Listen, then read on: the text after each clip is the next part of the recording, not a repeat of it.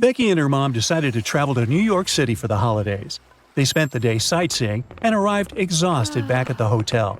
They got inside the elevator and pressed their floor number. When the elevator came to a stop, they got out and headed straight to their room. When they tried opening the door with their key card, it wouldn't work. Becky's mom went down to the reception to get a new key card, while Becky waited by the door outside the room. But when Mom arrived back at the room, Becky was nowhere to be found. Look at the image. Can you guess where Becky was?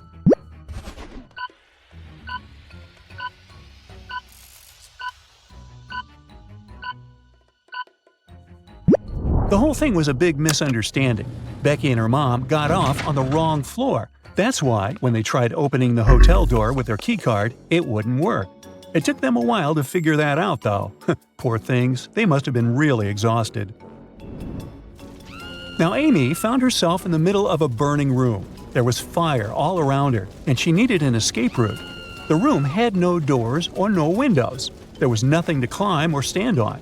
Even so, in a matter of seconds, Amy was in the front yard and had escaped the fire completely. How did she manage to escape?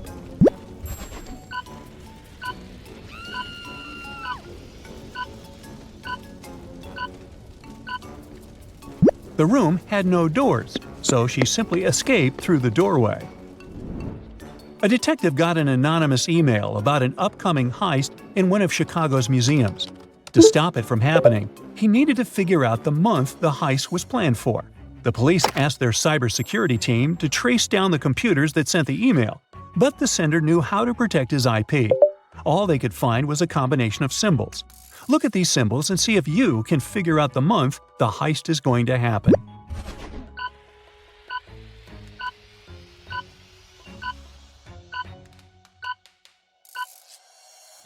I know, they look so random. But let's see. A jar stands for J, a ukulele stands for U, a nugget stands for N, and an eggplant stands for E. It's June, y'all! Now Peter here is being blamed for stealing a ring at a fancy jewelry store. He posted a bunch of pictures online with the ring, and the police tracked him down. When he was interrogated, he said that the ring belonged to his late wife. He even showed the police a picture of his wife wearing the ring. Look at the picture. Can you figure out if Peter is lying?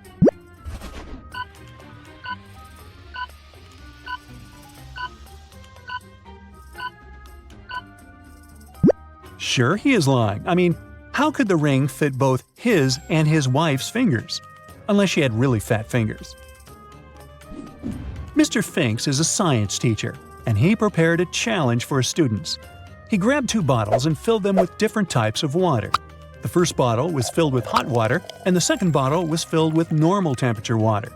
He asked his students which water would cool down first and promised an A to whoever managed to figure that out. Can you take a guess?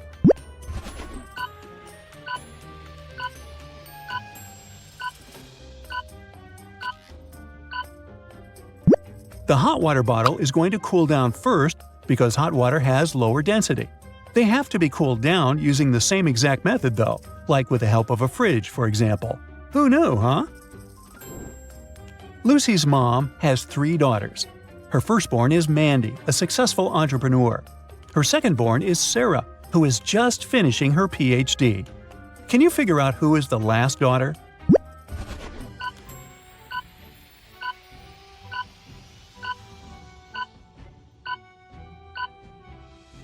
It's Lucy.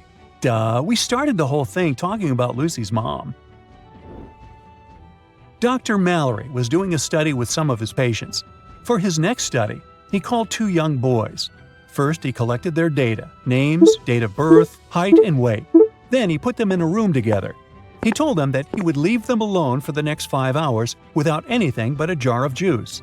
He told them they could not drink the juice and neither talk to one another. When he came back after 5 hours, one of the boys had drunk the juice. He asked them which one of them had done it, but none of them admitted to being the culprit. How could the doctor find out who drank the juice?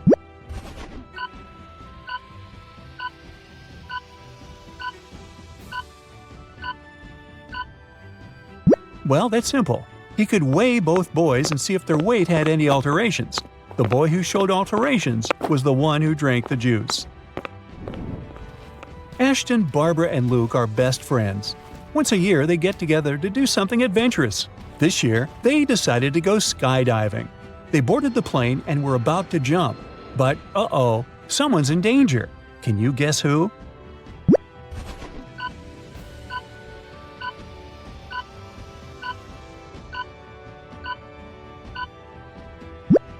It's Ashton. Look at his backpack.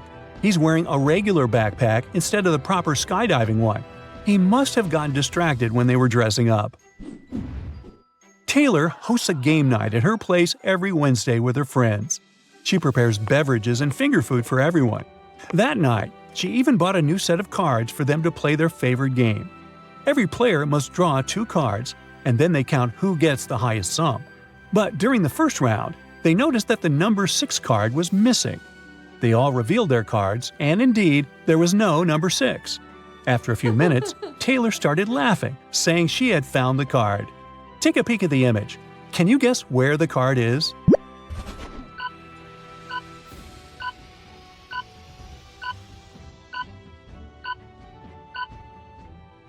It's right there. That card is not a 9, it's a 6. It was just turned upside down. Ricky has made a career of busting myths. One day, he got a call from a neighborhood watch saying there was some spooky activity going on in the town's abandoned manor. Neighbors complained about hearing screams, and one person even said they saw a ghost in a clown costume. Ricky went to check it out. Inside, he traced the noises all the way to the attic. The first thing he found was a broken music speaker, replaying the same part of an old song. Then he saw a clown costume in an open closet. Below the costume, there was a can of spray paint. Ricky gathered 3 suspects and interviewed them to find out who was trying to spook the entire neighborhood.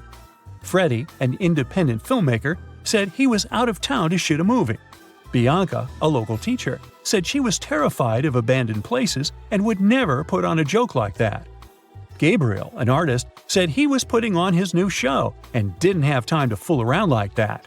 Look at the suspects. Can you find out who is the culprit?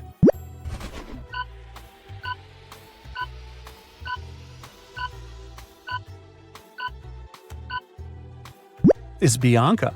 The rim of her pants is tainted red, just like the spray paint that Ricky found in the attic. She must have forgotten one of her cans when she broke into the manor. Mimi was exploring Egyptian caves when she found a shiny gold lamp. She rubbed the lamp 3 times, like in most stories, and she couldn't believe her eyes when she saw a genie coming out of it. The genie said that he worked a bit differently from the other genies. To grant her 3 wishes, she had to first answer one of his riddles correctly.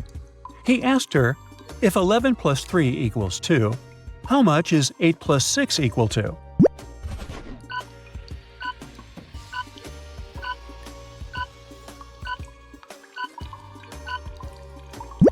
She needed a watch for this one. 11 o'clock plus 3 equals 2 o'clock. 8 o'clock plus 6 equals 2 o'clock too. That's a lot of 2s. Neil was one of the best watchmakers in town. He got a call from the police station one day, asking him for help to solve a crime. 2 burglars were caught robbing shops in town. Amongst the things they stole, there were 2 watches. One of the burglars claimed that the watch they stole was a fake, so the police contacted Neil to see if that was really true. Take a look at both watches. Can you help Neil figure out which one is fake and which one is real?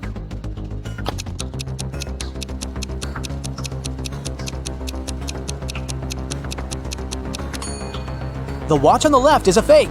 If you look closely, you'll see that the miniature arm is too long, so it can't pass around the entire clock when it moves. Maya was an undercover police officer. On a Saturday night, she was off duty and decided to go to the movies. When she arrived, she saw 2 women who looked pretty suspicious. She remembered that the police were tracking down a girl who had escaped from prison the week before. Take a look at both women. Can you tell if one has escaped prison recently?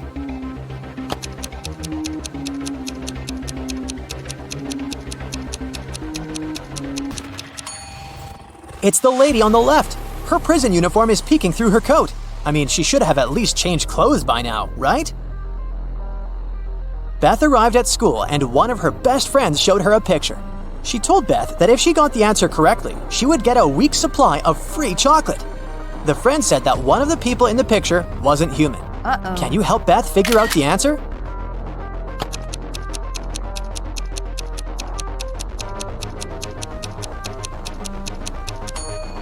It's the boy in the middle. He doesn't have a shadow, which means he's definitely not human. Ruby was traveling around India when she decided to stop for some tea. As soon as she walked inside the tea shop, the owner placed 2 teapots in front of her. He told her she would get a free cup of tea if she could figure out his riddle.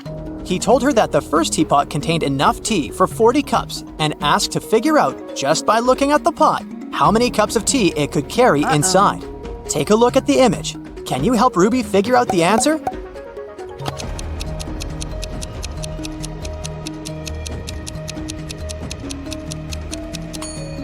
This is a tricky one. Probably the second teapot can only carry around 20 cups of tea. If you look closely, you'll see that the outlets of the first teapot is located in the middle of the pot. But the outlet of the second pot is located right at the bottom, so even if the pot is taller, it can't hold more water than the first one. After water hits the level of the outlet, it'll just start overflowing. Mary was walking in an enchanted forest when she met Randy, a magical unicorn. Mary asked the unicorn for some information, but he refused to talk to her unless she solved one of his riddles. He was a trickster and liked confusing people with his riddles. He told Mary that in a nearby field there were tigers and sheep. Usually one tiger could catch 3 sheep in 3 minutes. So he asked her how long it would take for 100 tigers to catch 100 sheep. Can you help Mary figure out the answer?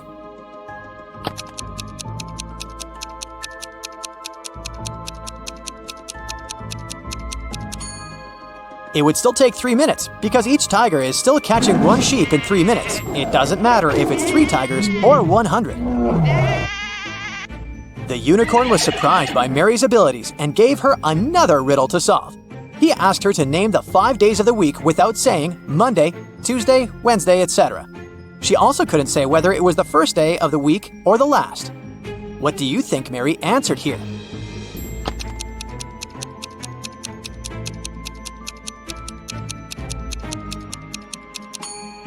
She said the day before yesterday, yesterday, today, tomorrow, and the day after tomorrow. Clever girl, huh? Brianna was traveling on business and her company put her in one of the best hotels in town. She arrived from work late at night, exhausted. She was getting ready to go to bed when she heard a knock on the door. When she looked through the peephole, she saw a man standing outside. The man said he was sorry for bothering her, but the hotel database had crashed and he needed to recheck some of her information. Brianna said she would be back in a moment, got away from the door, and called security. She said there was someone in the hotel trying to rob her. Take a look at the image. How did she know the man was a robber?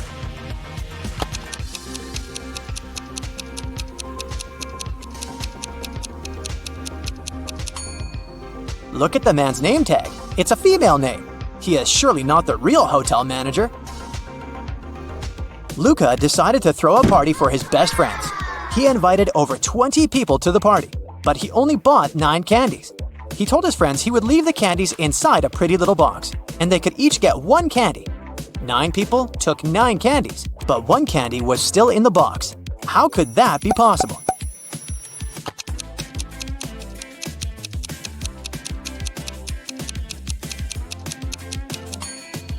It's pretty simple. The last person took the candy and the box. This way, 1 candy remained in the box. Noah reported to the police that someone had stolen his red motorbike the previous night, right out of his garage. The police started to search for it and tracked 3 main suspects. Take a look at them. Which one stole Noah's motorbike?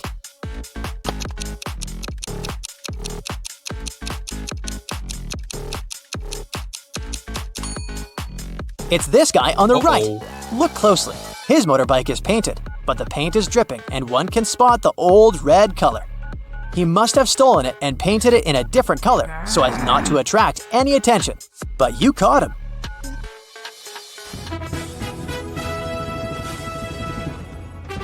It's the finale of the Big Money Buzz Show, and Natalie is faced with a difficult task.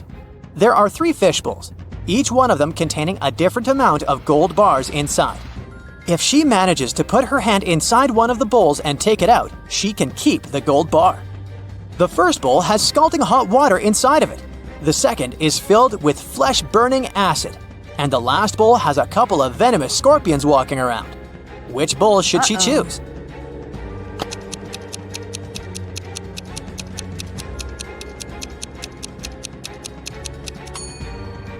Natalie should just wait until the water cools down and grab the gold bar from the first bowl. Smart, huh? Bobby was blindfolded and put into a shaky van. When he woke up, he was alone in a dark, empty room. There was nobody there, but there were 3 envelopes on the floor. A post-it on top of the envelope said, "Each envelope contains a red capsule and 2 statements. In one of these envelopes, both statements are false. In another envelope, both statements are true. You have to choose the correct capsule to get out of this alive." He opened the first envelope, saw a capsule and the message, 1. Don't eat this candy. 2. Take the candy from the second envelope. On the second envelope, the note said, 1. Don't take the candy from the first envelope. 2. Take the candy from the third envelope. And the last envelope said, 1. Don't eat this candy. 2. Take the candy from the first envelope. Which capsule should Bobby take?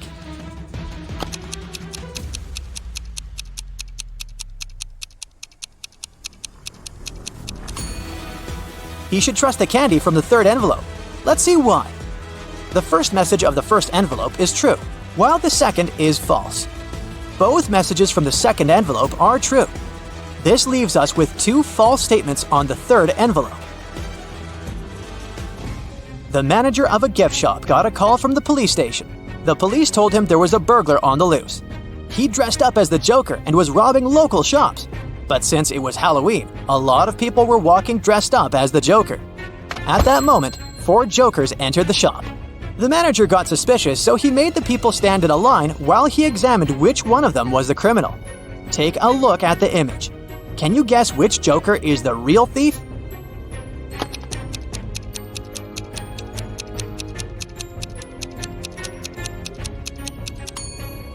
The thief is the second Joker on the left.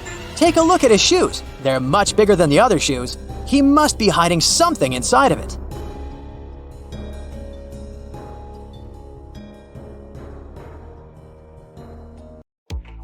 You think you're a math genius? Well, here's your chance to prove that. For I have prepared the ultimate IQ test for you. Don't forget to keep track of your correct answers. Yeah. Take a look at the image. Can you tell me what's the number of the parking space covered by the car?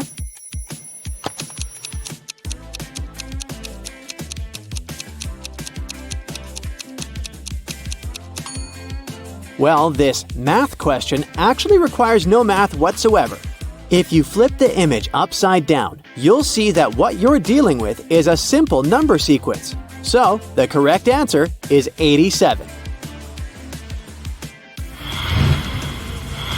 I am an odd number. Take away 1 letter and I become even.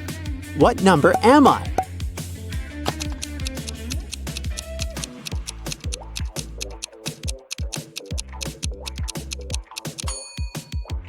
The answer is 7. Take away the S and it becomes even. There's a 3-digit number. The second digit is 4 times as big as the third digit, while the first digit is 3 less than the second digit. What is the number?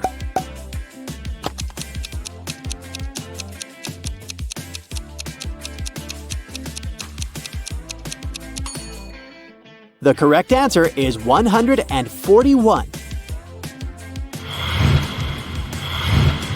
Sally is 54 years old and her mother is 80.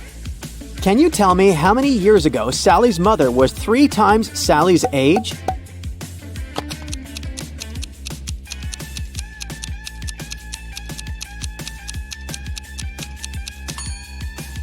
It was 41 years ago when Sally was 13 and her mother was 39. I add 6 to 11 and get 5. Can you tell me how that's possible?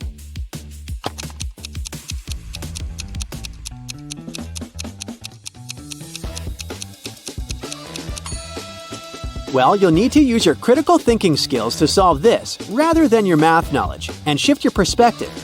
When it is 11 a.m., adding 6 hours makes it 5 p.m. That's how the equation is possible. What is the smallest number that is increased by 12 when it's flipped and turned upside down?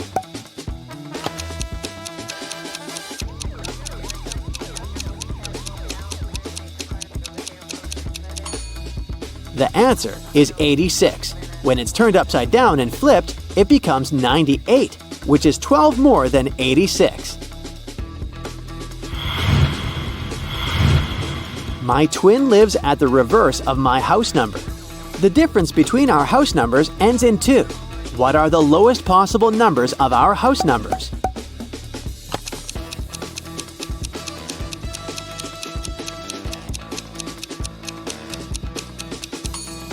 I never said these math riddles were going to be easy to solve. Anyway, here's the answer to this one. The lowest possible numbers for the houses are 19 and 91. The difference is 72. A father is 4 times as old as his son. In 20 years, he will be twice as old. How old are they now?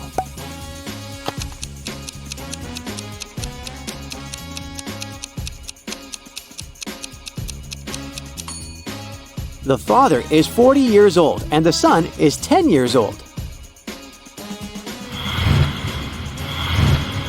What 3 positive numbers give the same answer when multiplied and added together?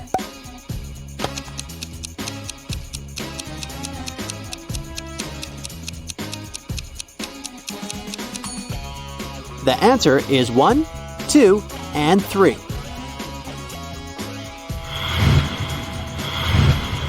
You have a 3-gallon bottle and a 5-gallon bottle. How can you measure exactly 4 gallons of water?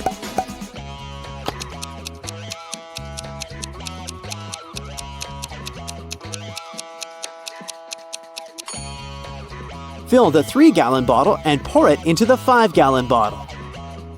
Then fill the 3-gallon bottle again and carefully pour it into the 5-gallon bottle until the 5-gallon bottle is full. This will leave 1 gallon in the 3-gallon bottle. Empty the 5-gallon bottle and pour the 1 gallon from the 3-gallon bottle into it. Now, fill the 3-gallon bottle one more time and pour it into the 5-gallon bottle, giving you 4 gallons in the 5-gallon bottle. How can a chef use an 11-minute hourglass and a 7-minute hourglass to time vegetables that must be cooked for 15 minutes consequently?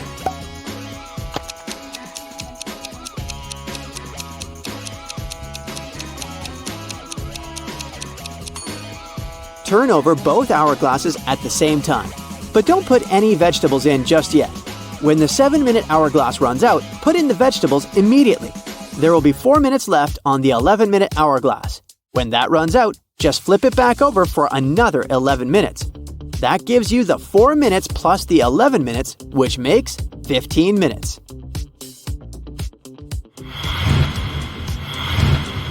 A box contains 6 red balls, 4 green balls, and 2 blue balls. Without looking, what's the minimum number of balls you need to draw to ensure you have at least 2 balls of the same color?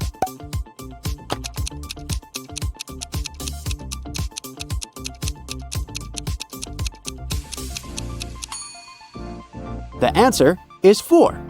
Here's why. Because even if the worst-case scenario happens, which is you'll draw 1 ball of each color, the next ball you'll pick will match one of the colors drawn previously. What comes next in this sequence?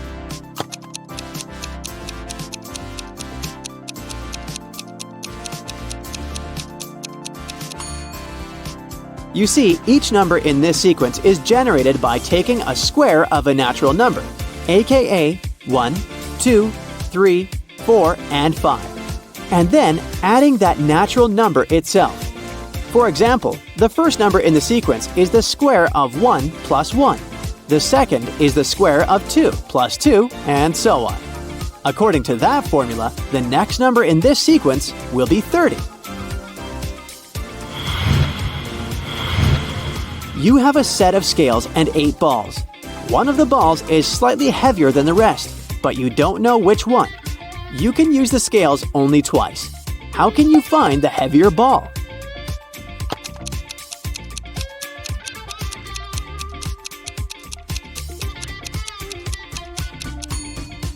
As step 1, you need to pick 6 balls and weigh them 3 on each side of the scale. If the balls balance each other, then weigh the remaining 2 balls, and the heavier one will tilt the balance on its side. But if the balls do not balance each other, then the heavier ball should be one of the 3 balls on the side the balance tilts. From these 3 balls, discard one of them and choose the other 2 to weigh. If the 2 balls balance each other, then the heavier one is the discarded 3rd ball. If not, the heavier one will tilt the balance on its side. Take a look at this table. According to it, what will 7 plus 3 make?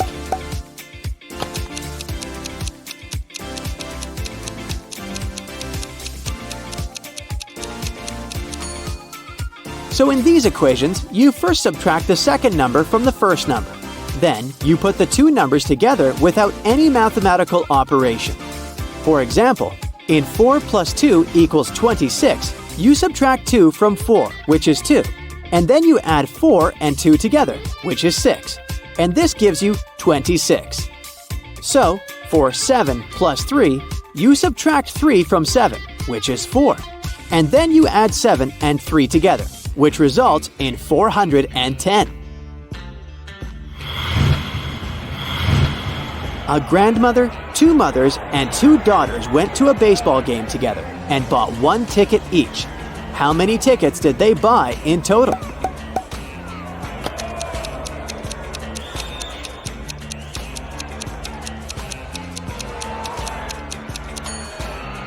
They bought 3 tickets.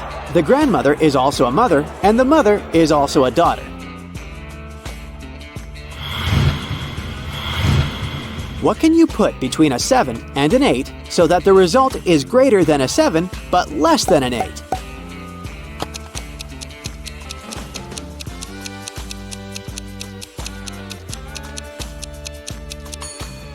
A decimal, because even 7.8 is greater than 7 but less than 8.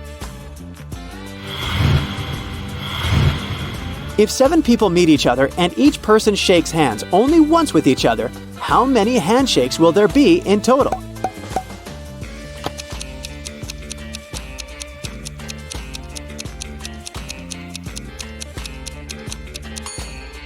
The first person shakes the hand of 6 others. The second person shakes the hand of 5 remaining people. The third person shakes the hand of 4 remaining people, and so on. So, you can reach the correct answer by adding 6, 5, 4, 3, 2, and 1 together, which will give you 21 handshakes. Jessica works at SeaWorld. When she tries to put each fish in its own aquarium, she has 1 fish too many. But if she puts 2 fish per aquarium, she has 1 aquarium too many. How many fish and how many aquariums does Jessica have?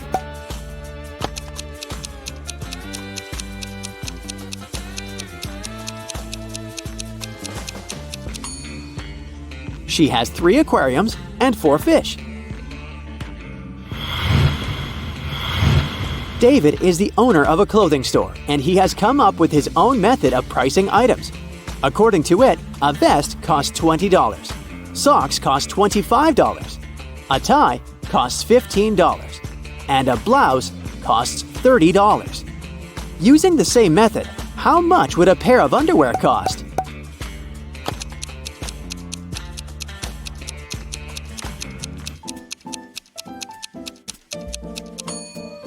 The pricing method consists of charging $5 for each letter required to spell the item. So, a pair of underwear will cost $45.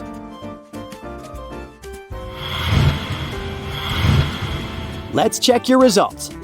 If you got 0 to 6 questions right, maybe math equations are not your strong suit, but your talents might be lying elsewhere. Just find what that is to shine your light on the world.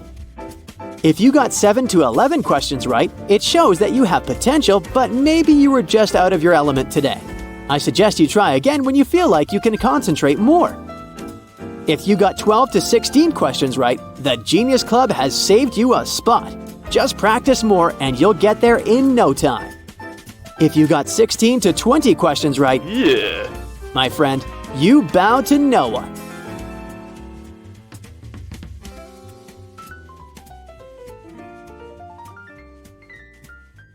One afternoon, Sarah was playing video games at home. All of a sudden, she was swallowed by the TV and reappeared inside the game. In this phase, she had to find a way inside Clockwork City and look for a time machine. All she knew was that she needed to head north. When she arrived at the city's gates, the doors were closed. She tried pushing it, but it didn't move an inch. That's when a metallic voice came out of nowhere, saying that to enter the realm of time, Sarah needed to unlock the secret of that door by answering a riddle. The voice said, I have keys, but I can't open the locks. I have space, but no room. And you can enter, but you can't go inside. What am I? After a few minutes of thinking, Sarah figured out the answer. Can you guess what she said?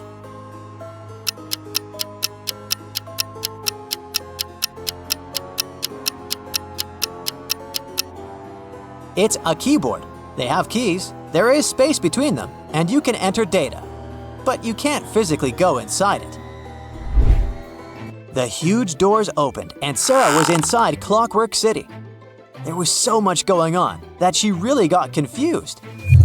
She saw 3 beings made of metal standing side by side and decided to go ask for help.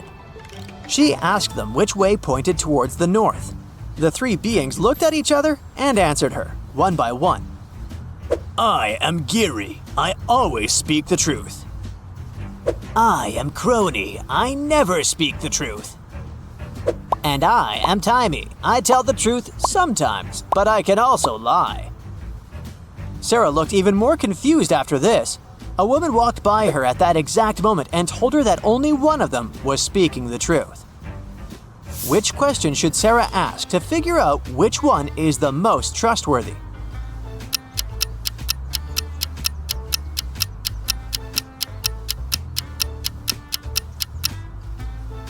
This is tricky, but Sarah should ask them, is Timey telling the truth?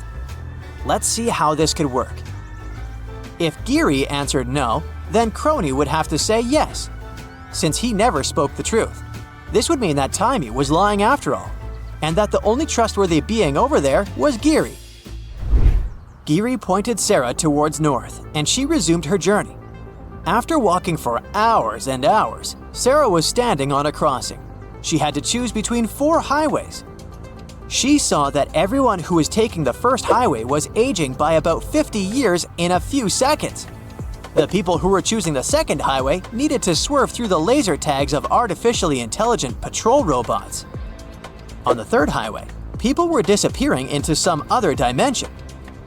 And on the fourth highway, people turned into clocks and were distributed to other worlds. Which highway should Sarah take?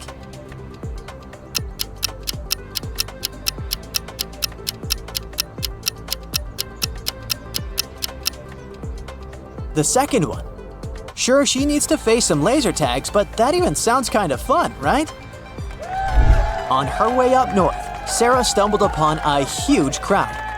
All of the people in Clockwork City were going to watch the annual Great Gear Race. Almost every year, the engine that won the race was an old Swiss watch. Sarah took a seat in the stadium and watched the engines compete. But uh-oh, something weird happened. The old Swiss watch was outrun by a new Casio. The crowd was completely surprised, including Sarah. Sarah wasn't convinced that that was possible, so she went to do a little investigation of her own. Take a look at the image. Can you figure out why the new Casio won the race?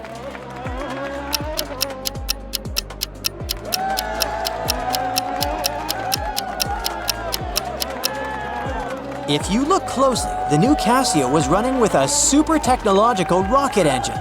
I mean, of course, he would win the race. The mayor of Clockwork City was so happy that Sarah solved the race mystery that he invited her over for an after-party at his house. She was super hungry, so she said yes. When she arrived, a waiter offered her 3 beverage options. But as she reached for the cup, a random person ran past her and told her not to grab anything from that tray. They said one of the drinks was poisoned. Take a look at the image. Can you tell which cup was probably poisoned?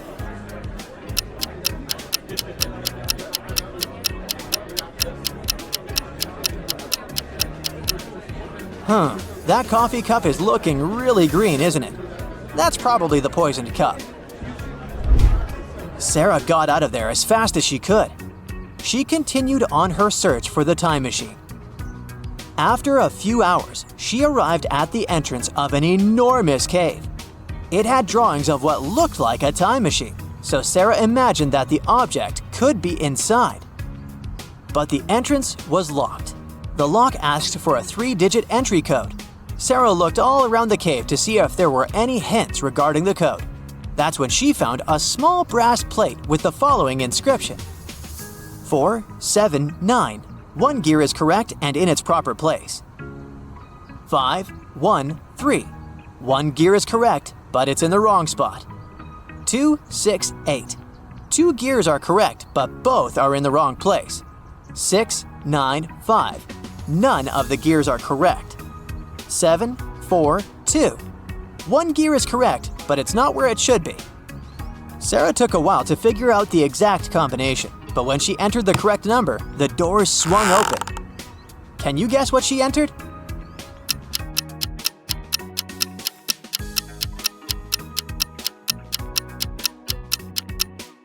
The combination is 295.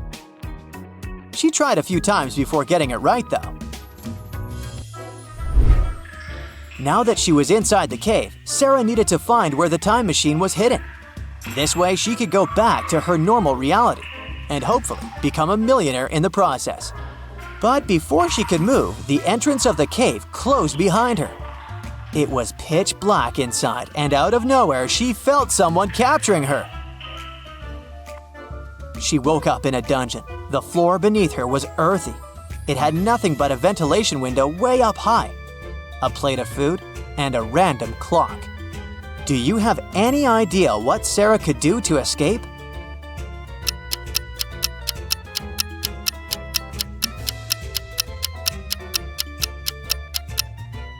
Well, she could use that little spoon next to the plate of food to help her. Since the floor beneath her is earthy, she could use the spoon to make a high mound. Once the mound got tall enough, she could stand on top of it and escape through the ventilation window. Finally, Sarah managed to find a secret room inside the cave. She walked inside and there were several precious artifacts. She was so mesmerized by everything that she decided to take one of the items as a souvenir. Take a look at the image. There's a gleaming golden icon holding a precious stone. There's a beautiful vintage metal plate with a nice pattern. And there's an old and mysterious box that's locked and she can't really see what's inside.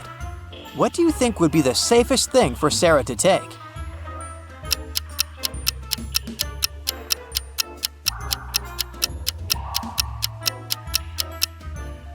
Definitely the plate, right? I mean, the gold could be cursed, like in most Indiana Jones movies. And the box could have something dangerous locked inside it. So she should settle for the vintage metal plate. She took the metal plate and continued on her search. Amongst all the artifacts, she found 3 items that looked like a time machine. The first machine had the drawing of a rock. The second time machine had a drawing of a bonfire. And the last machine had a picture of a building. Which time machine should Sarah pick?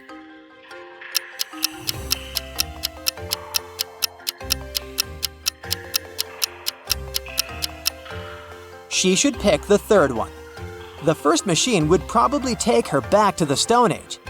The second machine would take her to when humans first discovered fire. And the last one would probably take her back to modern times. She turned it on and hopped inside of it. When she got out, she noticed she was in a huge city. Take a look at the image. Can you guess which city Sarah landed in?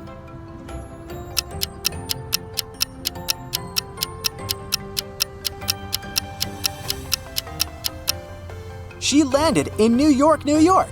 Look at that person's keychain. It says, I love NYC.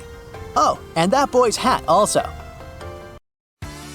Mensa is a society for people with high IQs. Let's solve some challenging puzzles and test your IQ. We are at a birthday party and playing a fun game called musical seating. Guess whose birthday it is? 6 cozy sofas numbered from 1 through 6, and we have 6 guests. The seats are placed in a circle. Hit it, DJ! People start to circle around the sofas. When the music stops, everyone quickly sits down on the sofas. They make sure each sofa has just one guest. No squeezing next to a friend. As they settle in, everyone faces the center and the lucky person celebrating their birthday. Now here's how the circle of seating looks. 1. Meet Mike, who's not the birthday celebrant. He's seated right next to Susie. But don't expect Susie to be gazing at the birthday person. She's not seated directly across from them. 2. Julia, on the other hand, makes sure she's not cozying up next to Yuri. 3. Nat is a pro gamer and gets seated first. 4. Victor is 2 seats to the right of Julia. 5. Yuri, meanwhile, makes sure he's at least a couple of seats away from the birthday person. The million-dollar question is, whose special day are we celebrating today?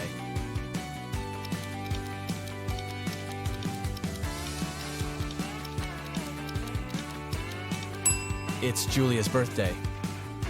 So, from our clues, we know that Mike sits next to Susie, Victor is 2 seats to the right of Julia, and Yuri isn't too close to the birthday person.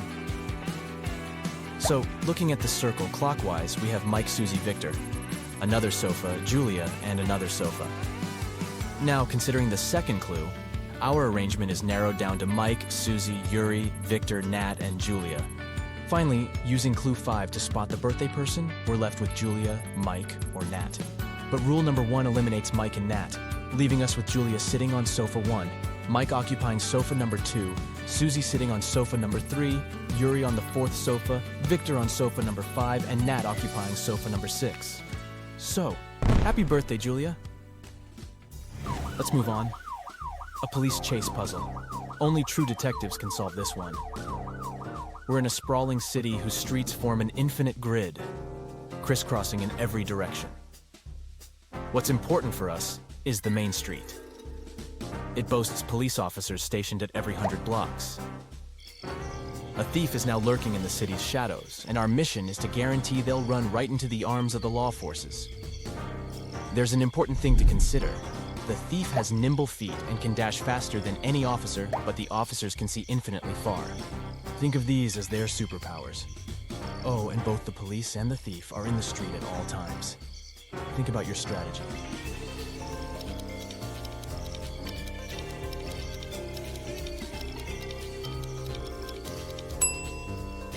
We will start by dispatching officers to patrol the streets, running perpendicular to the main street.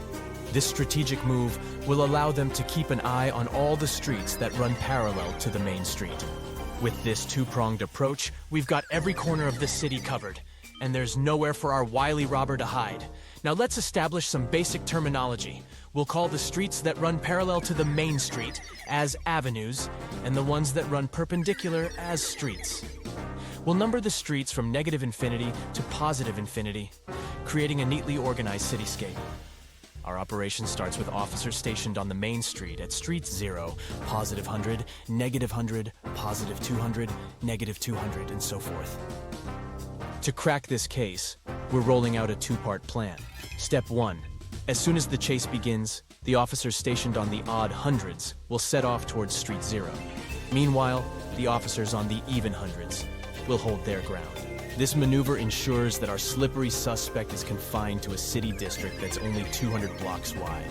Anytime they cross a street that's a multiple of 200, they'll be squarely in the view of an officer stationed at the intersection of that street and the main street. Step 2 starts when the officers from the odd hundreds cease their promenade along the main street once they reach street plus /1, street plus /2 plus /3, and so forth.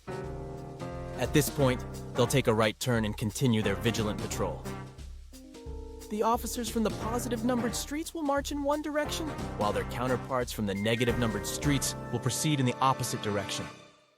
As each officer traverses their respective street, they'll cast their watchful gaze down every avenue they come across. With an infinite number of officers at our disposal, we can be certain that eventually, officers will patrol every street from street +/1, +/2, +/3, and so on up to some finite value, let's call it n. In simpler terms, we're going to make sure that all the streets within the 200-block vicinity of our lawbreaker will have officers patrolling them. If our thief wants to remain at large, their only option is to hide on one of the avenues. But sooner or later, as our officers venture away from the main street, scrutinizing every avenue they pass, the cat-and-mouse game will be over. Mission accomplished. 3 switches are in charge of lighting up 3 bulbs in a special way. Each switch operates just one bulb, and each bulb is under the spell of just one switch. However, there's a twist, as only one of the following claims is true. Switch #1 declares, "I'm the controller of bulb B." Switch #2 states, "I'm the boss of either bulb A or C." And switch #3 claims, "I've got my grip on either bulb A or B." So can you figure out the perfect match between the switches and the bulbs?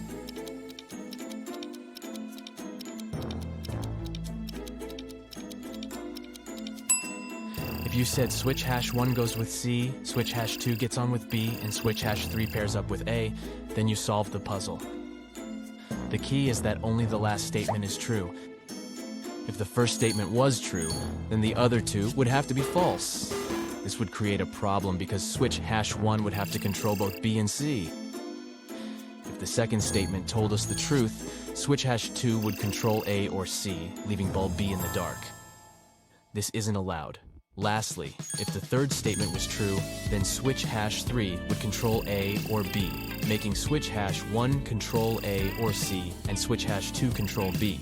This arrangement works. Voila. The first 2 statements are not true. The next puzzle is a morning dilemma. This one is from the Department of Physics of Oxford University. So you're running late for work, but also craving a caffeine kick. You pour yourself a steaming cup of black coffee, but it's hot to handle. How can your cuppa cool down more effectively? You have 2 options. You can go all in, adding milk right away, and then patiently twiddle your thumbs for a few minutes before taking a sip. Or you can play it cool, letting your coffee sit for a few minutes and then swoop in with the milk just before that first sip.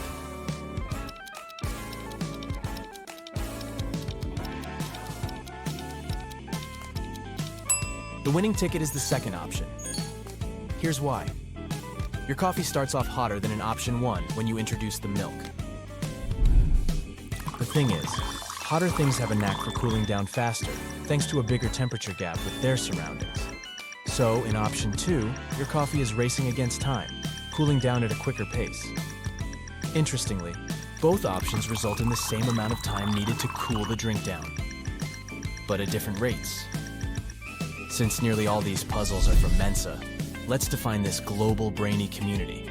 It boasts over 150,000 members from all walks of life, spanning more than 90 countries around the globe. But what exactly do they do? Imagine a bustling place where members dive into the intellectual deep end through captivating lectures, enlightening journals, and special interest groups. This is Greg. He's thinking of a 5-digit number. Its first and last digits are the same. Their summation is an even number, and their multiplication is an odd number which is equal to the 4th digit in Greg's imaginary number. If we subtract 5 from it, we'll get the second digit. And if we divide this second digit into half, we'll get the third digit. What number is Greg thinking of?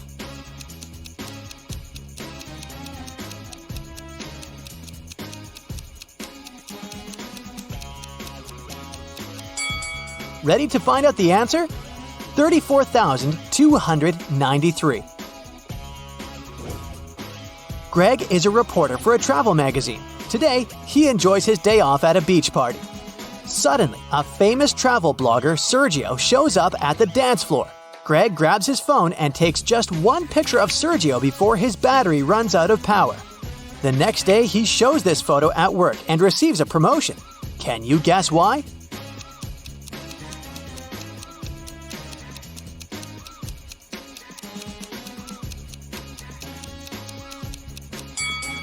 Take a look at Sergio's feet. It's a full moon, and he's turning into a werewolf. That's why this picture is so exclusive. In the evening, Greg returns from work and goes to the bathroom to brush his teeth. Can you spot what's wrong in this picture?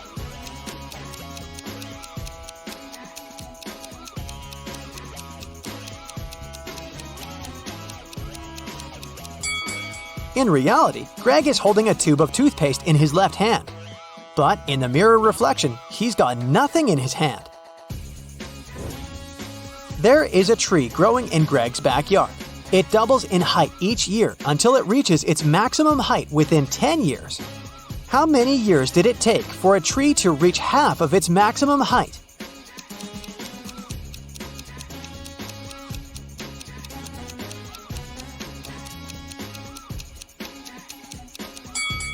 Since we know that the height of the tree doubles every year, the correct answer is 9 years.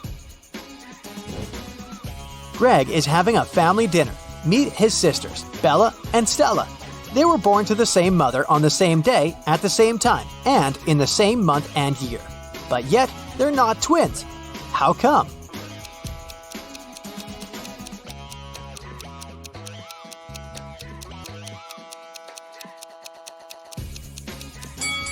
Bella and Stella are two of a set of triplets.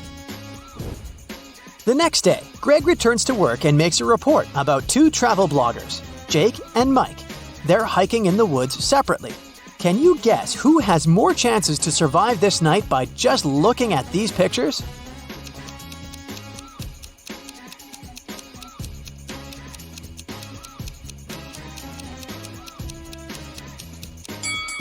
Can you see a cobra hiding in Mike's tent? Mosquito bites are usually not life-threatening, unlike snake venom. Therefore, Jake has more chances to survive. Greg has lost his phone in the office. He's been searching for his missing gadget for several hours. Suddenly, Greg gets an anonymous email saying the following. Can you guess what's written here?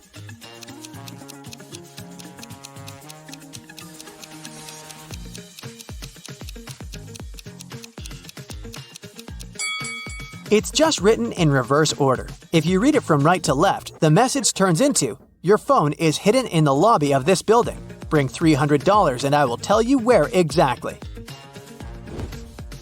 Greg goes to the lobby and spots something very odd about this place. Can you see it too?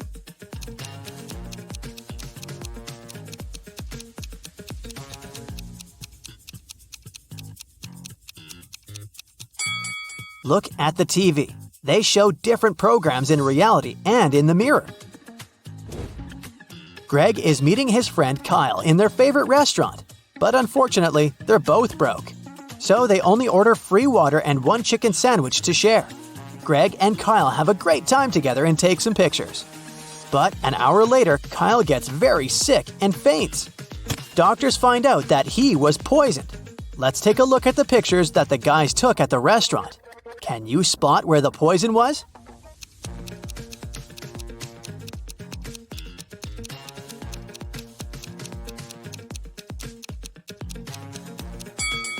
Kyle put pepper in his half of the sandwich, and Mike didn't, so the poison was in the pepper pot. Greg decides to take a walk home through a forest, and eventually he gets lost. There are 3 possible routes to the final destination. The first path leads through a village inhabited by vampires. The second path is full of toxic mold that can make any human lose their mind. And the third path leads through an enchanted forest that turns all human beings into trees. Which way should Greg choose?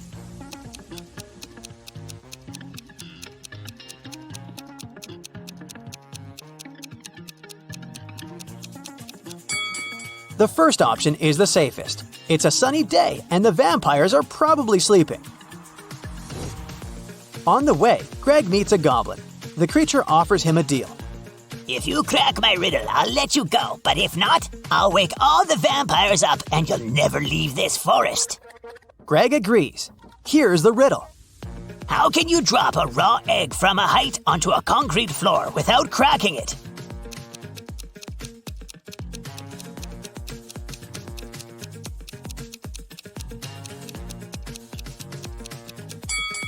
Ready to hear the correct answer? Concrete floors are very hard to crack. The next day, Greg is preparing an article about a safari park. He has these two options to illustrate his work. Can you spot 5 differences between them?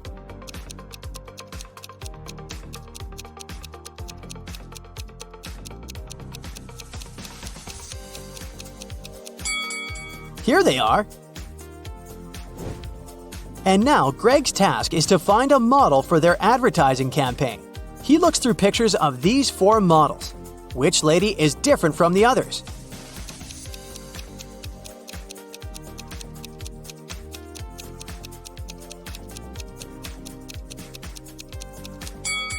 This one, because she has shorter hair.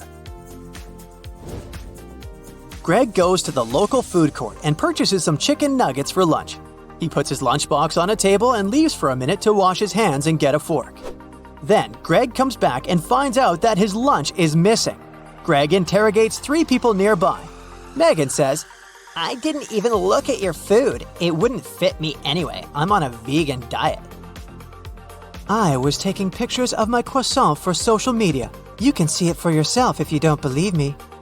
And Peter says, Sir, I don't steal food. It's against my principles.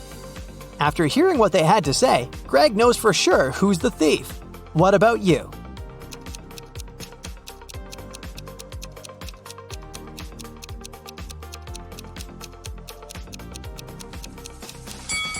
Megan said that Greg's food wasn't vegan, but how does she know that if she hasn't even looked at it? Busted! Greg wants to bring a sweet treat to his coworkers. He has 2 jars of chocolates labeled as V and C. If he moves one chocolate from the V jar to the C, the number of chocolates in the V jar will become twice the number of chocolates in the C jar. But if he moves one chocolate from jar C to V, the number of chocolates in both the jars will become equal. Can you figure out the number of chocolates in each jar respectively?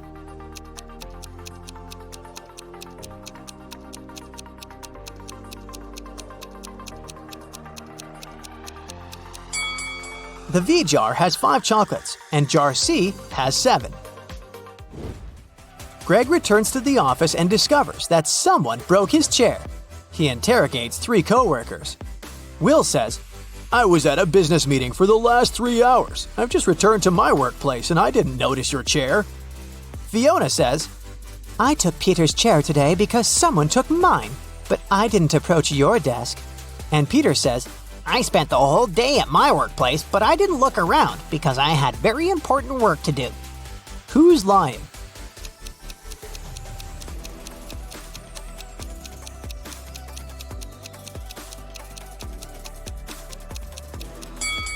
Peter is sitting on a chair with an inscription of his name. Therefore, Fiona's story is fake. Greg goes to an opening of a new fancy hotel. In the buffet area, he meets these 3 people. Each claims to be a billionaire, but 2 of them are lying. Can you spot the real billionaire?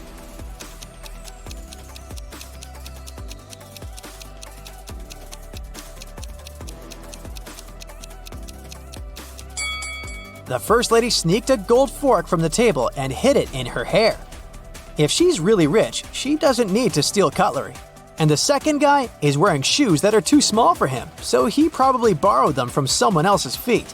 Therefore, only the third lady is a billionaire. Greg is planning to spend a night in the hotel. Only 3 rooms are available at the moment. A room on the 15th floor with a mind-blowing view, a fancy penthouse with a huge jacuzzi, and a standard double room on the 4th floor. Can you help Greg choose the best option?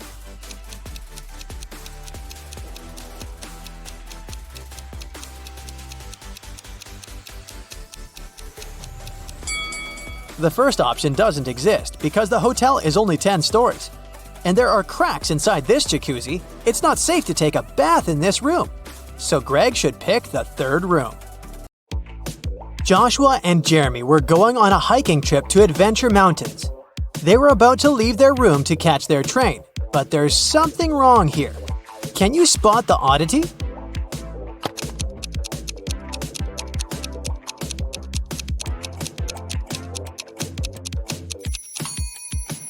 Well, they're going hiking, but Joshua is wearing shiny business shoes. Those will be too slippery on the mountains. Once they arrived at the train station, Jeremy realized that he had forgotten the tickets. They went to the ticket sales booth to explain their situation. The salesman told them he might be able to give them new tickets, only if they could answer his riddle correctly. I stand tall, yet I never walk. With rocky peaks, I love to talk. Above the clouds, my head does rise. What am I that touches the skies? Can you figure out the answer?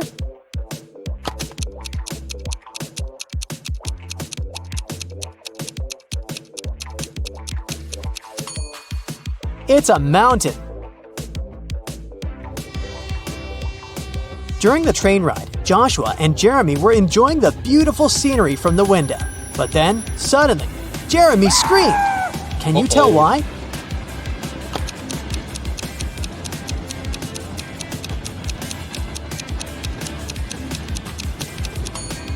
Take a look at the birds flying in the distance. Were you able to spot the small dragon flying with them? Well, Jeremy did. Joshua and Jeremy finally arrived at their destination. Before they started climbing up, they wanted to make sure their water bottles were full for the entirety of the hike. They saw 3 different drinking fountains from where they could fill their bottles. Take a look at them and tell me which ones they should pick.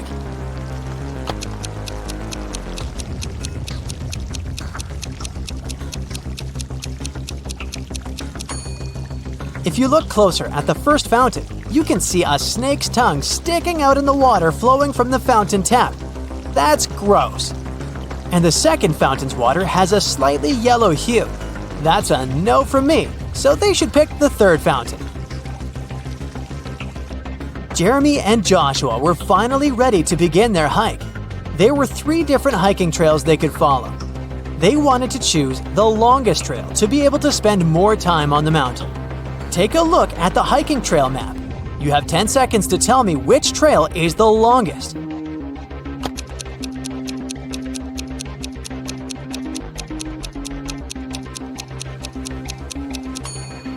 It's the second trail. During their hike, Jeremy wanted to take some photos for his social media account, so they decided to go off-path, deep into the forest. But suddenly, an elf stopped them and said, I am the guardian of this forest. I won't allow you to walk any further. Unless you know the answer to this riddle. I have cities but no houses, forests but no trees, and rivers but no water. What am I? Do you know the answer?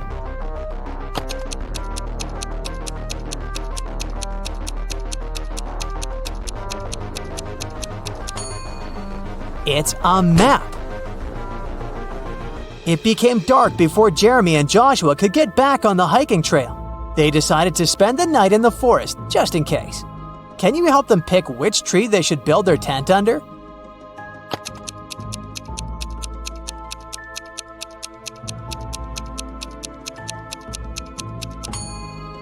Do you see the snake hole here next to the second tree?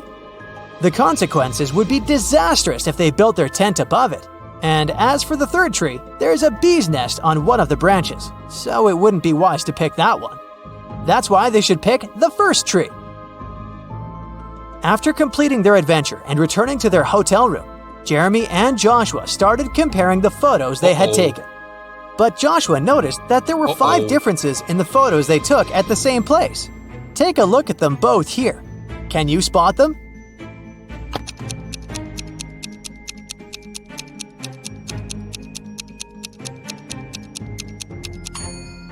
In the first photo, the mountaintop view is covered with snow, but that's not the case in the second photo. Secondly, the logo that Jeremy's t-shirt has in the first photo is different in the second photo. Thirdly, in the second photo, a pair of glowing eyes can be seen in between the trees, which doesn't exist in the first photo.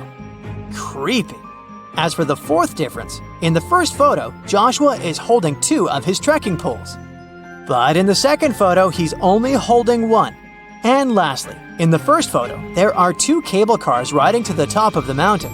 But in the second photo, there's only 1. Arya's favorite pop star, Peyton Swiftly, was coming to town to give a concert, and Arya really wanted to go. Unfortunately, tickets were sold out very fast, and Arya couldn't get one. However, after one of the ticket buyers returned their ticket, the ticket website announced they would give the ticket for free to the person who knew the answer to this riddle. I'm full of keys, but I can't open any locks. What am I? Can you help Arya out?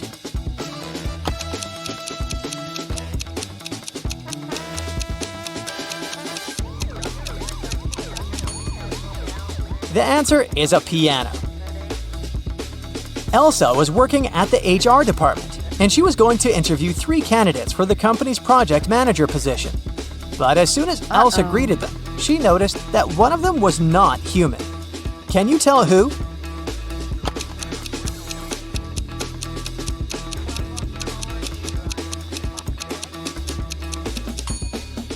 It's the second guy.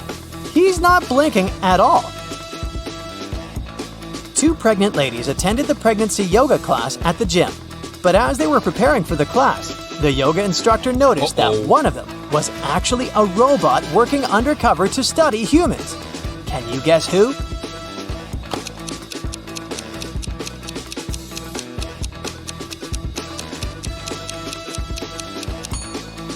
The second lady is holding an inflatable fitness ball. The weight indicated on the ball is probably just a joke because air cannot weigh that much. Meanwhile, the first lady broke the scales. She's very petite despite being pregnant. If she was a human, her weight wouldn't be able to break these scales. Brandon finally convinced his dad to give money to him to go camping with his friends, with only one condition. He wanted Brandon to send him a photo from the camping trip every day. But the first day he sent him a photo, his father could tell that Brandon lied to him, and he didn't go camping at all. How did he know?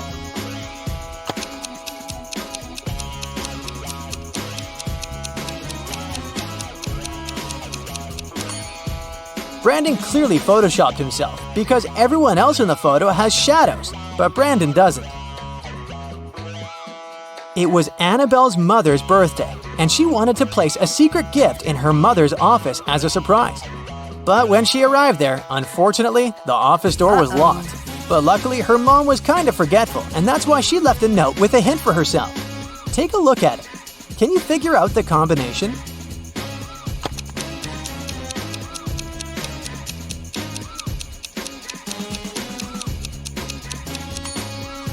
Each number is the number of lines in the respective letter. There are 3 lines in the letter K. There are 2 lines in the letter L. There are 4 lines in the letter E, and there is only 1 line in the letter I. So, following the same logic, there are 4 lines in M, 2 lines in V, 3 lines in Z, and 3 lines in F. That makes the combination 4, 2, 3, 3. Casey wanted a new hobby for herself, so she decided to learn knitting and crocheting. She went to the crafting store to buy supplies. For her beginner's project, she needed to buy a green yarn, size 7 knitting needles, and a pattern book. Take a look inside the store. Can you help her find all these items?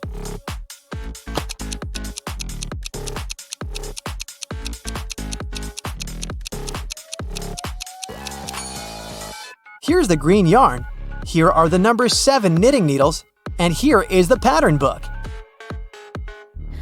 Jackson went hiking in the woods, but when his cell phone ran out of battery, he couldn't use his navigation and got lost. He walked for hours and started to feel exhausted and hungry. Luckily, he finally came across a farmhouse with lots of apple trees. He wanted to pick an apple and rest there while he ate it.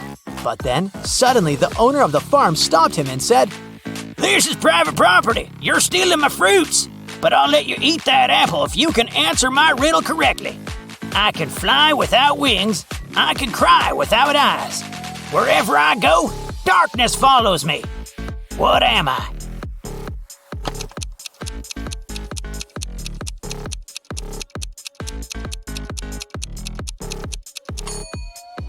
The answer is a cloud.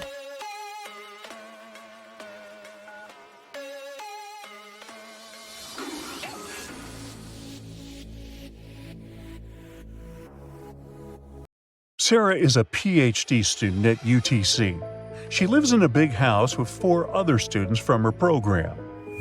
One Friday night, she went out for coffee, and when she returned home, she found her super expensive laptop was missing. It had her top-notch research in it. She suspected that one of her housemates might have stolen it, so she decided to conduct an investigation.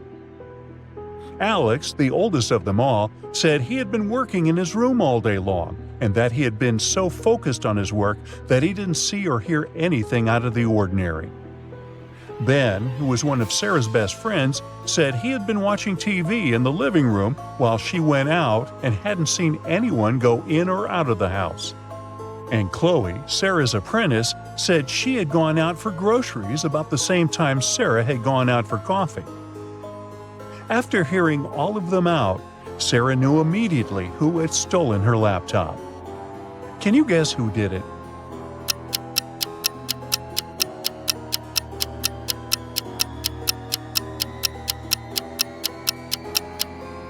It was Chloe. She said she had gone out for groceries. But Ben was in the living room the entire time and didn't see anyone leave the house. She probably stole it to see the secret things Sarah had been working on. It's a rainy morning in New York City, and 3 influencers are waiting for a cab in the rain. One of them is in Brooklyn Heights, the other is in Chelsea, and the last one is in Bushwick. Take a look at the image. Can you tell who is going to get wet first?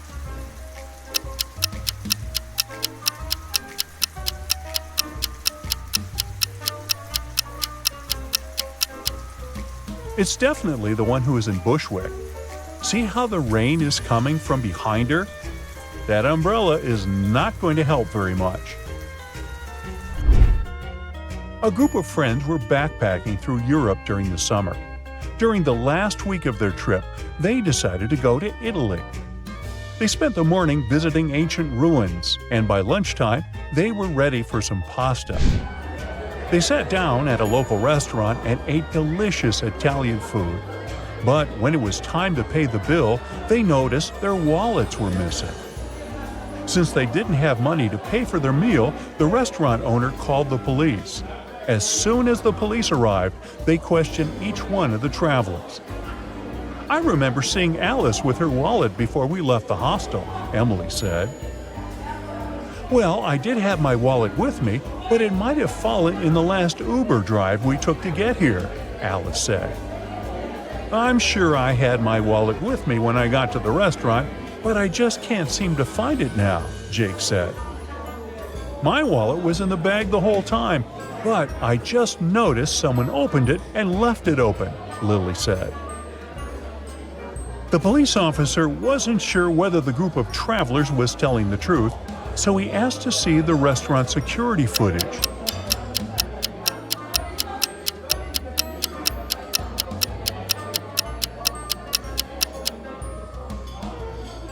Take a look at the image. Is the group of friends lying or telling the truth? They were telling the truth. Look at that suspicious guy that entered the restaurant. He pretended to be a waiter to get close to the table. But he stole all of the travelers' wallets. Yike! We're talking a master pickpocket here. A small town only has 3 detectives. Since they all claim to be the best detective in town, the mayor came up with the ultimate challenge to determine once and for all who is the best. On that evening's TV announcement, the mayor said, "My cat Whiskers just went missing today, and I need the best detective to find him within 24 hours." The town's detectives, Toby, Juan, and Chloe, got to work immediately. Each of them adopted a different investigation method. Toby thought it was best to interview the mayor's neighbors to see where they had last seen Whiskers. Juan searched the town's main open public areas, such as the parks and playgrounds. And Chloe decided to follow the thin trail of cat fur and footprints starting from the mayor's place. Can you guess who found Whiskers first?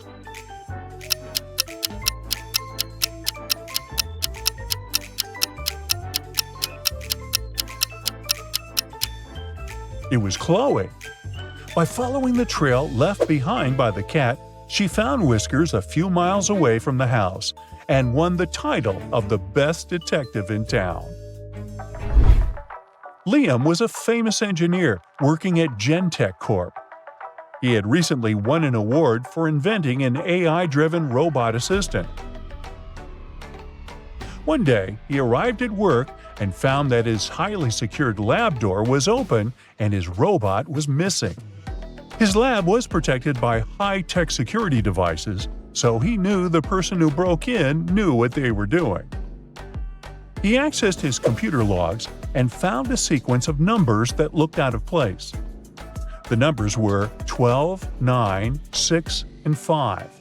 At the bottom of the page, a four-spaced box appeared, asking for a key. He tried typing the numbers in, but they didn't work. He reflected upon them for a while and realized they were hiding an encrypted message. He discovered that the numbers translated into a word. Can you figure out what the message was hiding?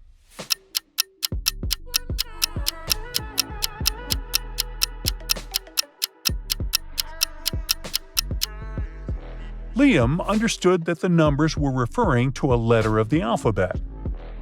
The 12th letter is the letter L, and the 9th letter is the letter I. So, the sequence makes up the word LIFE, which is pronounced life. He inserted the word LIFE into the box at the bottom of his computer, and 4 different videos opened up on his screen. Each one of the videos showed a different location. The first video showed a park right next to Liam's office building. The second video showed an electric car shop. The third video showed Liam's living room, and the last video showed a theme park. Liam guessed that these images were a clue to where his robot might be. Can you help him choose the most likely place where the robot could be?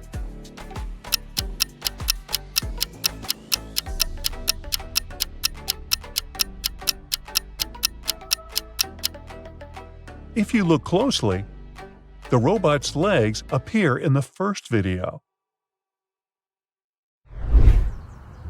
Liam headed down to the park, hoping to find his robot assistant. As soon as he arrived, he saw the robot sitting on the park bench alone. Liam looked extremely confused. He went up to the robot and asked it how it managed to escape the lab. It said it would only answer Liam if he correctly guessed what phrase was hidden in this enigmatic image. Can you help Liam figure it out?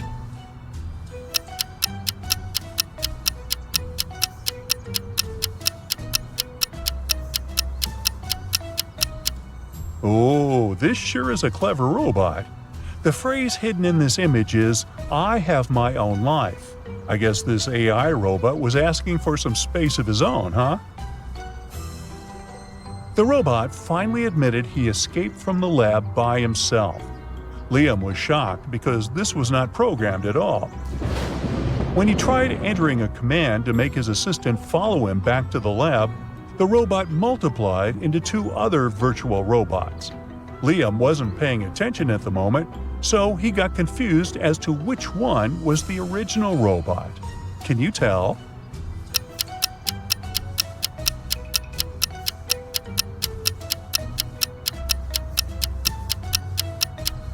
It's the third one on the right.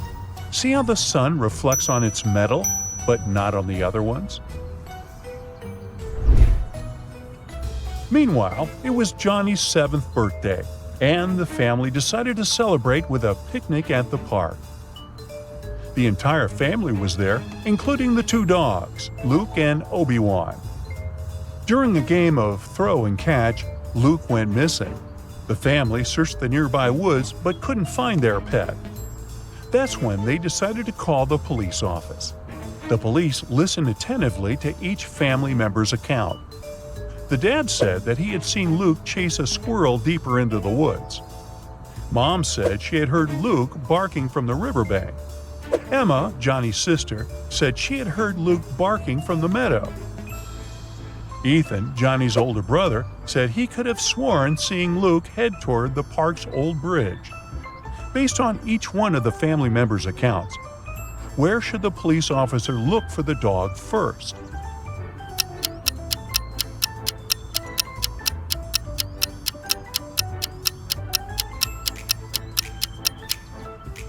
He should start at the old bridge. Ethan was the only one who gave a specific direction to where the dog might have headed, so that's probably the police's best guess for now. Oh look, there's Luke. He has a unique bark. Darth. Hannah runs a dance show. She arrived in Finland with the 3 best dancers to perform during the winter holidays.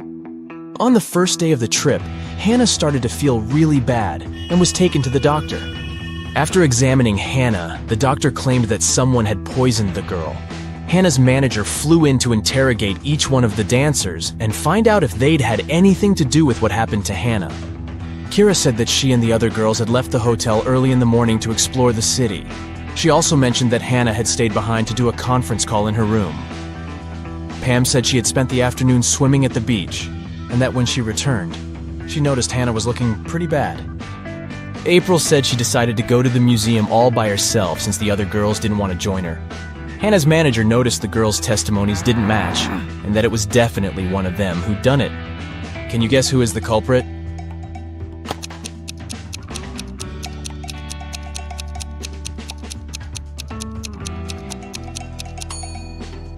It was Pam. Oh, no. She mentioned she'd gone to the beach, but it's wintertime in Finland. The water is freezing and mainly frozen this time of the year. She should have worked better on her alibi. Oh no! Hannah's manager called the police, and they arrested Pam. Kira and April felt bad for their friend, but they still had to put on a show, and now they were a dancer short. The girls decided to look online for a new dancer. They found 3 girls who might do a good job at replacing Pam. Deborah, Lily, and Sally. One of the girls is a perfect match for the trio. Can you guess who?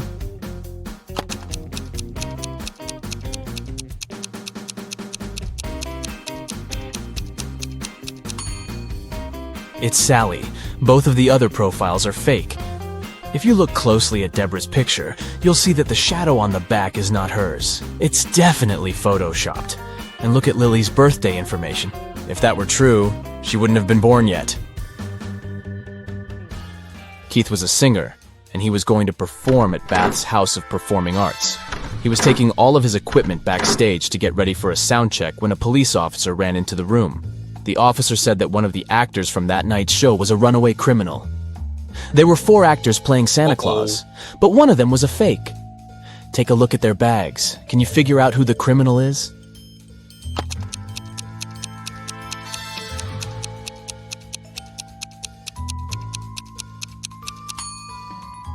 It's the owner of the 3rd bag.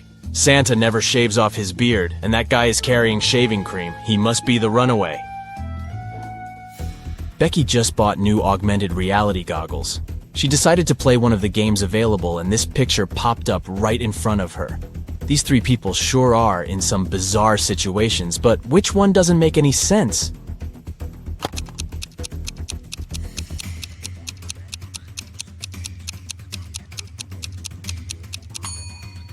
The man on the left is walking on lava. Sure, someone can do that, although it won't last for too long without the right kind of shoes. The man on the right is walking on desert sand, which is fully normal. But the woman in the middle looks like she is walking on burning water. That definitely doesn't make any sense. Felicity was 10 weeks pregnant when she decided to try a new doctor in town. The doctor did an ultrasound of her belly and gladly said, "Ah, it's a boy." Felicity looked confused and said, "No, I'm pretty sure I'm having twins." The doctor was the one that looked confused after Felicity's answer. Take a look at both women. Can you tell who's right?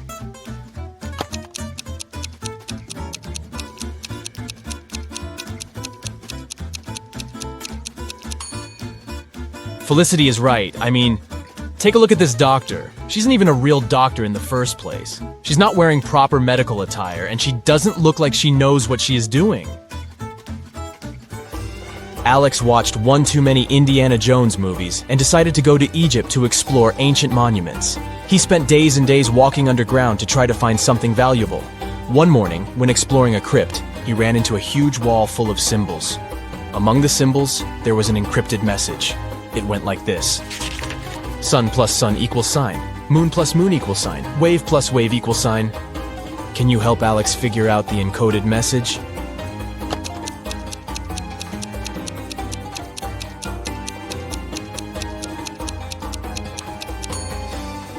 This is not an easy one, but here's how it works.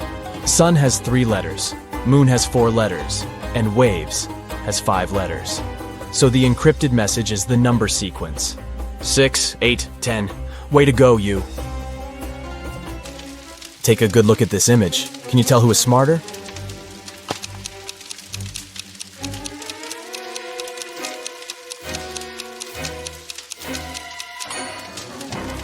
Let's see. There's a part of the house on fire, so ice would be a bad way to try to extinguish it. You would have to wait for the ice to melt into water. But during that time, the fire just grows. Liquid water is the best medium for rapid extinguishment, so the person on the right looks like they know what they are doing. Aura had been searching for the entrance to Bythia, a hidden city inside a mountain, for ages. She searched the 7 seas and the 7 lands until she finally found a hidden door, guarded by 3 ancient creatures. She asked them if this was the entrance to Bythia, but they wouldn't say a word. Finally, the wise owl said she had to give a correct answer to a riddle from each creature, and only then they would tell her about Bythia. The wise owl said, "I have branches, yet I'm not a tree. I have a bank, yet I hold no money. What am I? Can you help Aura out?"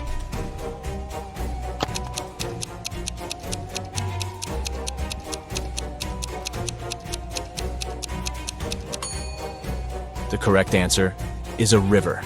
A river has branches that flow into different streams, and the sides of the river are called riverbanks. The fox was up next, and his riddle said, "I have a bed, yet I don't sleep. I have a mouth, yet don't eat. What am I?" Aura took a while to figure this one out, but she got it right. Can you guess what she said?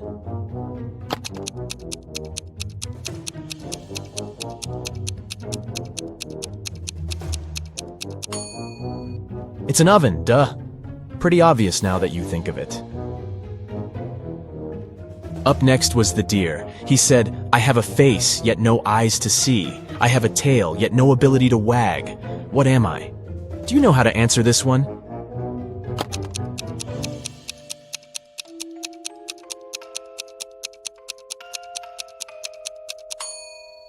It's a clock. A clock has a face with numbers but no eyes.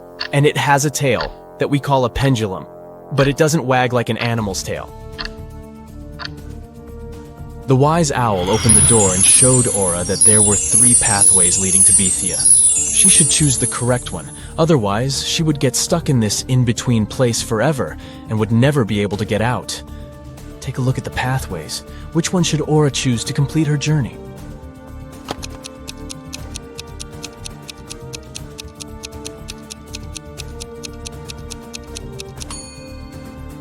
The first pathway looks like it has some poisonous flowers. The air looks like it's filled with their poisoned pollen, so that wouldn't be a nice one to go. The second pathway has dozens of angry-looking stags that could harm Aura, and the last one has a big lake that leads into a trail. She should go with the last one. On a rainy Saturday night, John and Katie decided to stay in, order pizza, and watch the Riddle channel on their TV. On the screen, they saw a man hanging for his life on the branch of a tree. He was surrounded by angry people. Down below, there were a group of guys with huge bats waiting for him to let go of the branch, and above him was an angry guy on a helicopter ready to grab him. Is there any way the guy can escape this trap?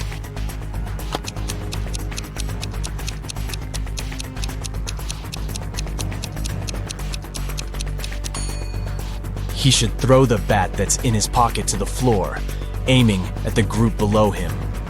Hopefully, it would hit the guys below on the head, so he could let go of the branch and run as fast as he could into that nearby tunnel. This way, he'd escape the helicopter dude as well.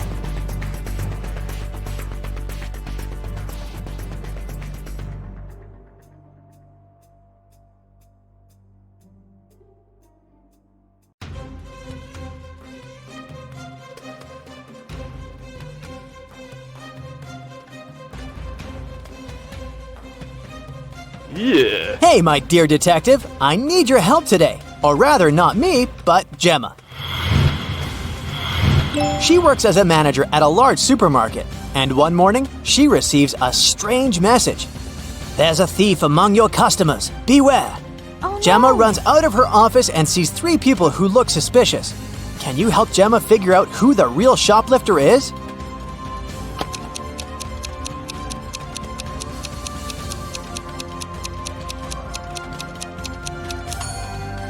It's the guy in the middle. If his arm was really broken, he wouldn't be able to carry that blanket. Mark's boss gave him a task to bring some important documents from his house. But when the guy arrived, he saw that the door was locked. And to get inside, he needed a password. Mark saw a sequence of numbers. 1347118. He needed to figure out the next 4 digits. They would make up the password. Can you help the guy?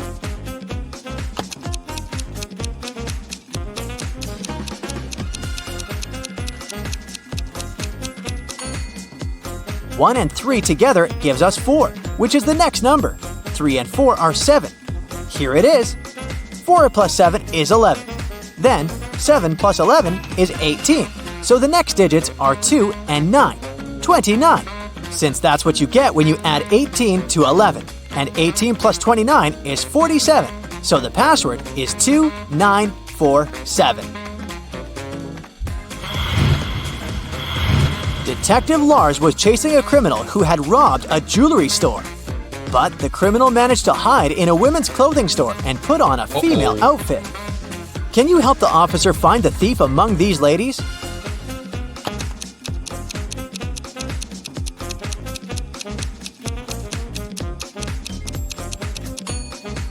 This elegant woman on the right is wearing the same sneakers as the criminal did during the robbery.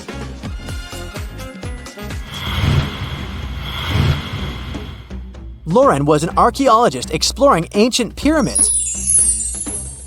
Once she got lost and found herself locked in a tiny room. The worst thing was that as soon as she got into the room, the door she had entered through got blocked by a rock slide. No one knew where Lauren was. She had to get out of there on her own. The woman saw another door, but it was locked. To open it, she had to solve a riddle and enter the correct 4-digit code. Can you help Lauren figure out the code?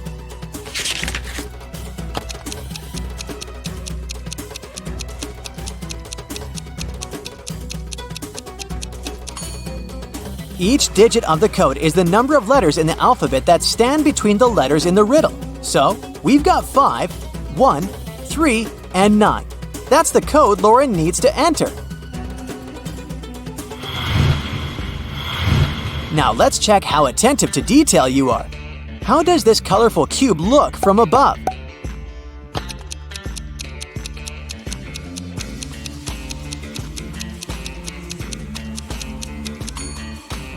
The correct variant is picture number 4. The next task, try to find all the differences between these 2 pictures.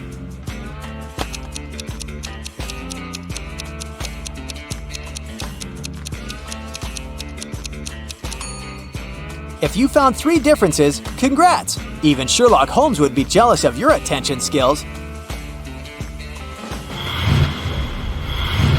The evening before his girlfriend's birthday, Michael arrived at her office quite late to decorate her desk. He pretended to be a pizza delivery guy to get past the security.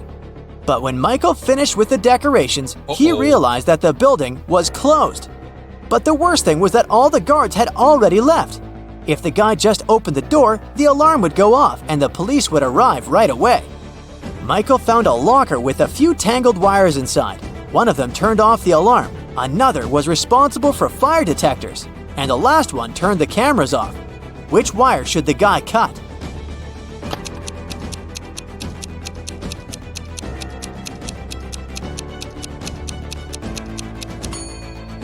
The green one. It'll turn the alarm off. Don't let this riddle baffle you. It's not as difficult as it may seem at first. Take your time. Write down some notes, and you'll crack it in no time. Yeah. A small town is visited by an ice cream truck every day. On Friday, the truck comes as usual. 5 children, one from each of the first 5 houses on the street, buy different kinds of ice cream. Each of the treats has a different flavor and a completely different topping. Listen attentively to the details and try to figure out which child lives in which house and brought which ice cream flavor with which topping. Jim lives between the child who got raspberry topping and the child who bought mango ice cream. Joyce, whose house has an even number, chose cherry topping. Nancy does not live next to Joyce. Black currant ice cream had no topping. The child who lives in house number 2 bought butterscotch ice cream. The child from house number 3 did not get chocolate ice cream. Mike had banana ice cream, but he doesn't like banana cherry topping. The child who had cashew topping lives in house number 5. Dustin does not live in house number 4. Keep in mind that the odd number houses and the even numbered houses are located on opposite sides of the street.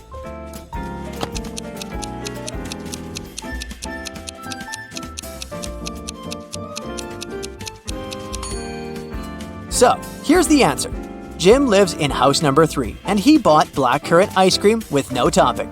Dustin lives in house number 2, and he got butterscotch ice cream with banana cherry topping. Nancy lives in house number 5, and she had mango ice cream with cashew. Joyce lives in house number 4, and he bought chocolate ice cream with cherry topping. Mike lives in house number 1, and he got banana ice cream with raspberry.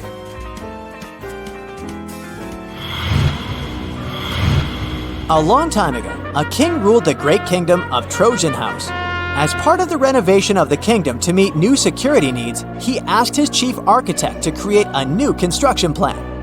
The king's idea was that all of his 10 castles should be connected with 5 straight walls, and each wall must connect 4 castles together.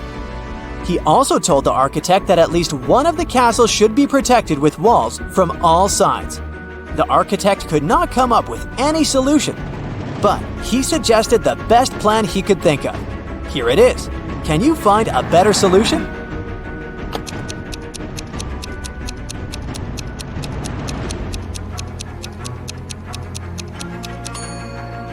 That's the solution the king will like much more.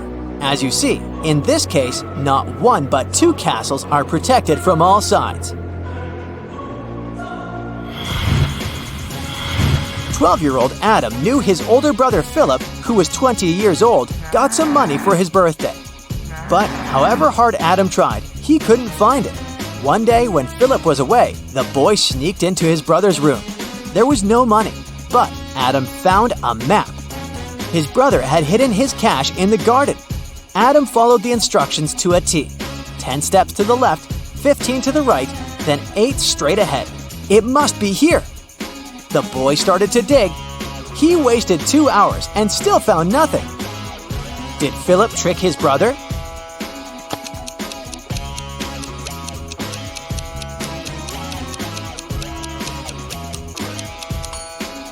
Due to their age and size difference, Adam's steps were smaller than his brother's. That's why he was looking for the money in the wrong place. Jason, a rich traveler, stayed in a small but expensive hotel at the seaside. During a severe storm with gale-force winds, there was a blackout. The whole area was plunged into darkness. People stayed without electricity for at least 2 hours. The problem was finally solved. But Jason discovered that during the blackout, someone had taken his wallet with a lot of cash and his credit cards. The police arrived and questioned the people who had been in the hotel at the time. Justin, the receptionist, told the detective he had been in the basement. He was trying to start an emergency generator. Unfortunately, he didn't succeed. Nicole, another guest, said she had arrived an hour before the blackout. She was exhausted. She lit several candles, unpacked, cleaned herself, and went to bed. Gregory, the hotel driver, said he'd been at the airport. A new guest had arrived, and he went to pick them up. The police immediately figured out who was lying. Can you?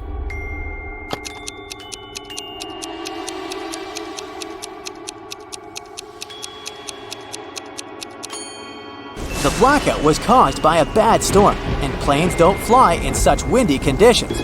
Then how could someone arrive by airplane? Gregory lied. Look at this picture attentively and try to figure out what's wrong here.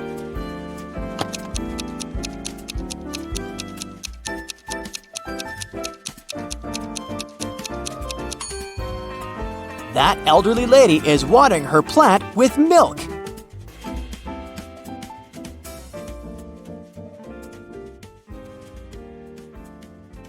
It's Lily's birthday, and Leah offered to treat her to a spa day. They arrived at the marvelous Pink Lotus Boutique Spa for their day of treatment and were sent to different rooms. One of the women received a text on their phone saying, "Be careful. Take a look at the image. Can you tell which friend is in danger?"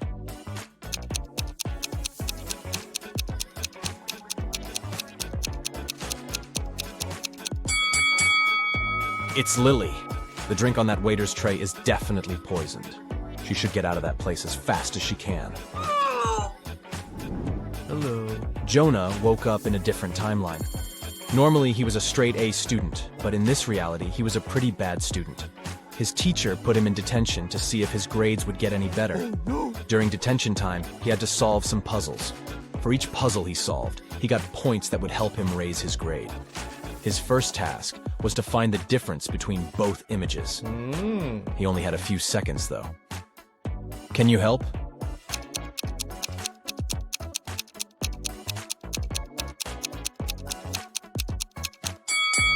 Yep, that one on the right didn't have the scribble on the paper. For his next detention challenge, Jonah had to spot the difference between these two rabbits riding a motorcycle. Don't ask too many questions, just help him out.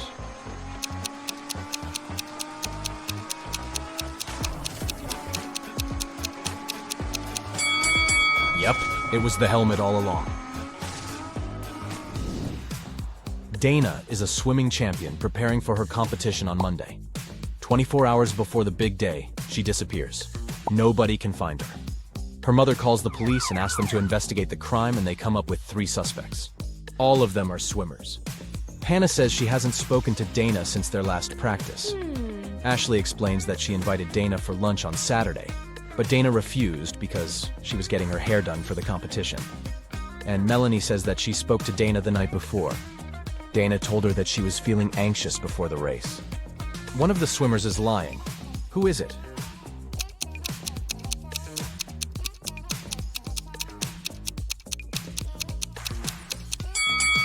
I mean, it's definitely Ashley. It doesn't make sense for a swimmer to get her hair done before a swimming match. It will get wet anyways. Daniel is a sailor on a large cruise ship. One day the captain asked him to go to the ship's lowest deck and get some supplies. But as the man was walking down the ladder, it broke and he fell down. Try as he might, he couldn't get out. And oh no! The situation was worse than he thought. There was a hole on the ship's hulk, and water was starting to fill the lower decks. Take a look around. Is there anything Daniel can do to save himself?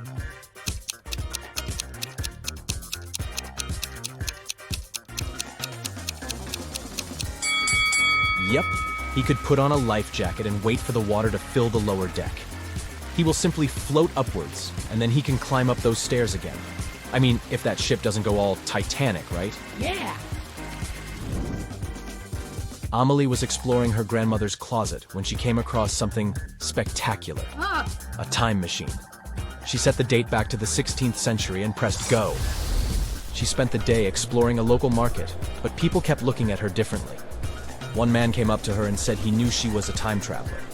He locked her in his basement and said he was going to look for where she hid the time machine. Amelie was so frustrated she got caught and was afraid she might never go back to her real life. That's when she saw that the basement had an old piano. Do you have any clue how Amelie can use that piano to escape?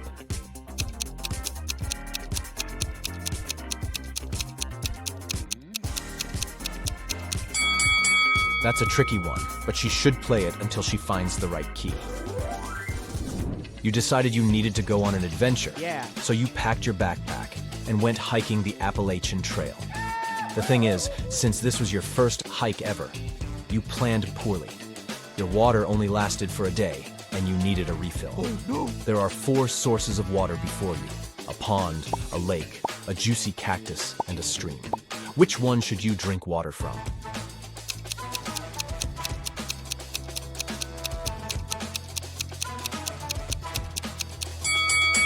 Most cacti are toxic, so you should keep away from them. The waters from the pond and the lake are stagnant water, so this means they could be filled with stuff that isn't good for you. So that leaves the stream water.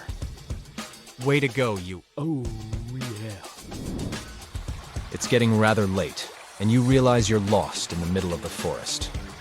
Your phone's GPS is not working, and you're standing at a fork in the road. You can choose between 4 roads leading north, south, west, or east. The path that heads north will lead you to a black hole. The road that leads south goes through a lake full of huge whale sharks. The one that leads east passes through a crater-sized hole. And the one that leads west will take you to a sky-high mountain that is impossible to climb over.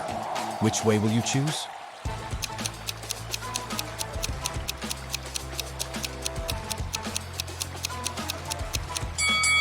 You should head south. Whale sharks pose no threat to people, and it's probably not true that they exist inside that lake. I mean, they are sea creatures. Harry has spent the last 2 weeks in Egypt exploring ancient pyramids. He's an archaeologist, and he was looking for some groundbreaking discoveries on the history of the mummies. Inside one of the pyramids, he found a secret chamber. Written on this chamber's walls was this: if one can answer correctly, an ancient secret will be revealed. And right below this, Harry found a riddle. The next answer that should escape your lips should be the creature wrapped up in cloth strips. Can you guess what Harry should answer?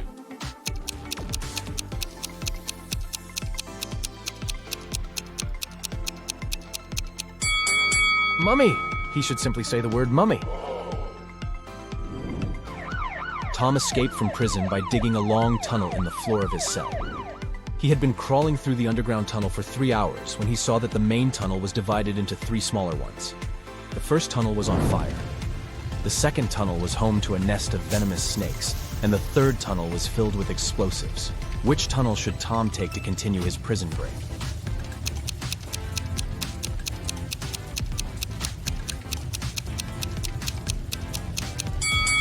He should choose the tunnel with fire.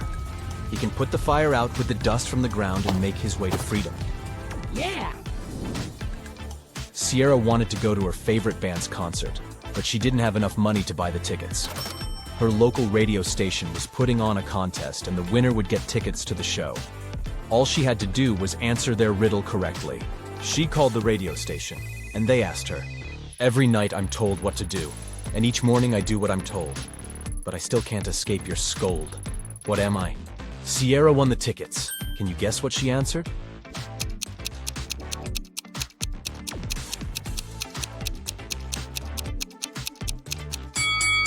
The correct answer is an alarm clock. Sounds just about right, doesn't it? Amy woke up on an estranged island. She looked everywhere for something that could help her escape and found nothing. In the following days, she continued to look for something that could give her some direction, and came across 3 torn pieces of paper that could be joined to make one. She put everything together and managed to escape the island by water, using no other resources than the things she found. Can you figure out how she managed to do that?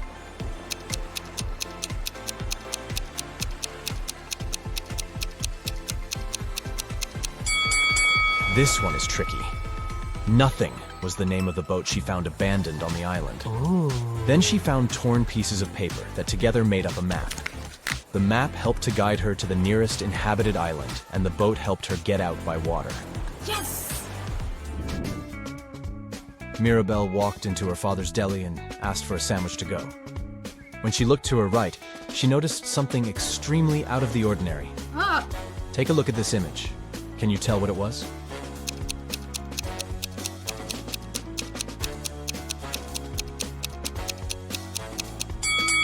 A turtle is hiding under the counter. This sure isn't normal. Loki is hiking in a chanted forest.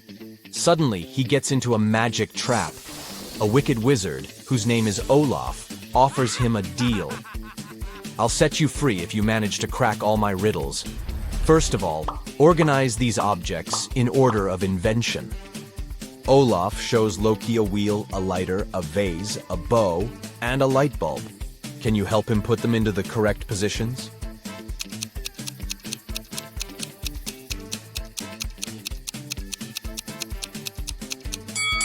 The bow is the oldest invention. Then goes the wheel, the ancient Greek vase, and the light bulb. And finally, the lighter. Next, Olaf shows Loki 2 pictures of his favorite fairy. Can you spot 3 differences between them?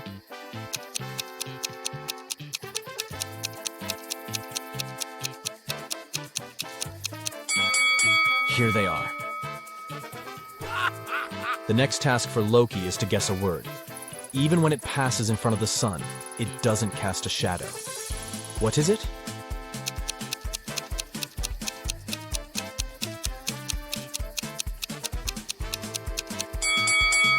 Wind. Olaf shows Loki a table with magic potions and ingredients. He marked all the ingredients with the colors that they create when added to the potion. Loki has to guess which ingredients were not used in these 3 potions. Can you help him?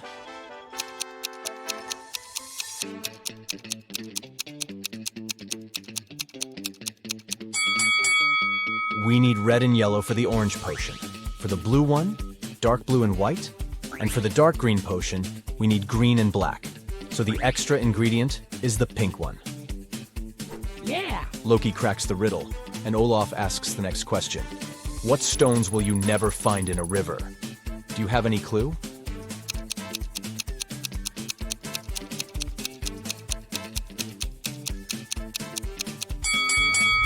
Dry stones.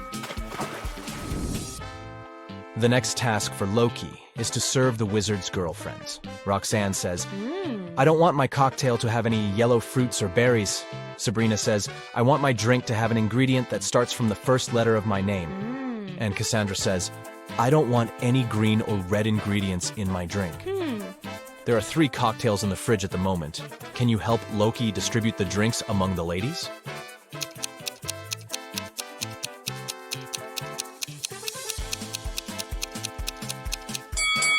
The second cocktail is yellow, so it doesn't have anything red or green. It's for Roxanne. The first one is for Sabrina, because it has strawberries. And the third drink is a blueberry milkshake, so it fits Roxanne's order. Oh, yeah. Olaf is satisfied with Loki's intelligence, and he offers him a job. Yeah. Loki agrees and becomes the wizard's assistant. Yeah. His first task is to clean the kitchen. Okay. Meanwhile, Olaf goes into the woods to collect some herbs. He comes across a toxic swamp and immediately gets sick. He needs a special potion. So Olaf sends Loki a letter with his crow. I need your help. Here are several recipes. Don't go anywhere. Prepare 1 potion and send it to me with the crow. Which potion should Loki make? Can you help him?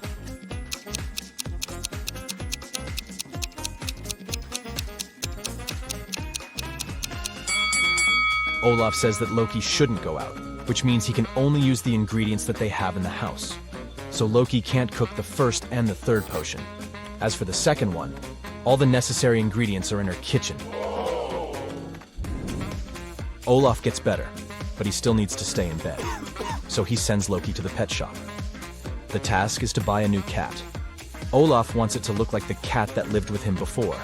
It must have green eyes and a 1-color tail. Also, it shouldn't have any black wool, and it shouldn't be tabby.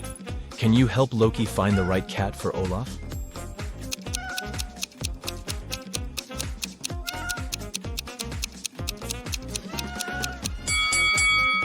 Only this cutie meets all the requirements. The next day, Olaf sends Loki to a wild beach to collect some rare magic seaweeds. Suddenly, Loki sees a group of beautiful ladies standing on the shore. He wants to approach. But the ladies notice Loki and begin to move in the opposite direction. Loki runs after them on the sand along the water, but he can't catch up. Then Loki looks around and realizes that he was chasing fairies. How did he know?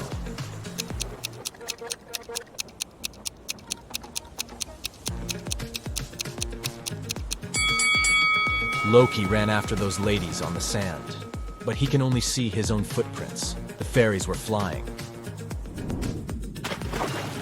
Loki dives under the water to collect the seaweed. He sees a little mermaid there. Then he floats to the surface and dives again. Can you spot 3 differences under the sea?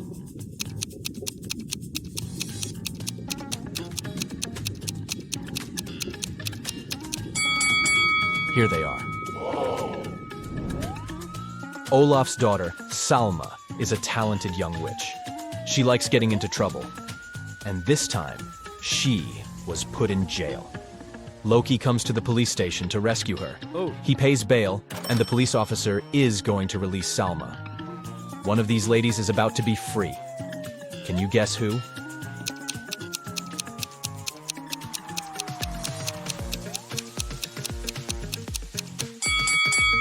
Take a closer look at the photo in his hand.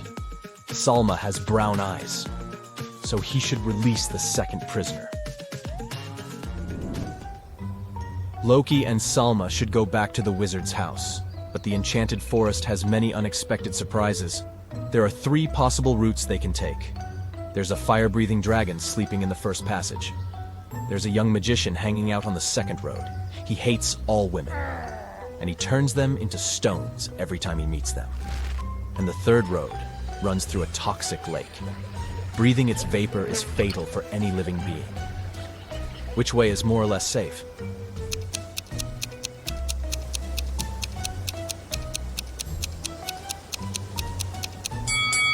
The guys can take the second route. Salma isn't just a woman, she's a witch, so she can deflect the black magic. The guys keep on walking and see an amusement park. The owner is very upset. Someone has stolen many tickets from the register. Loki offers to investigate this case. First of all, he looks through the footage. He's sure that the thief is still in the park. He questions 3 suspects. Billy says, "I rode the carousel and I got very sick, so I wouldn't ride anything else, even for free." Miles says, "I'm celebrating my 17th birthday today. My friends and I rode the roller coaster 3 times, and now it's time to go home." And Jessica says, "I only visit the Ferris wheel. It's my favorite."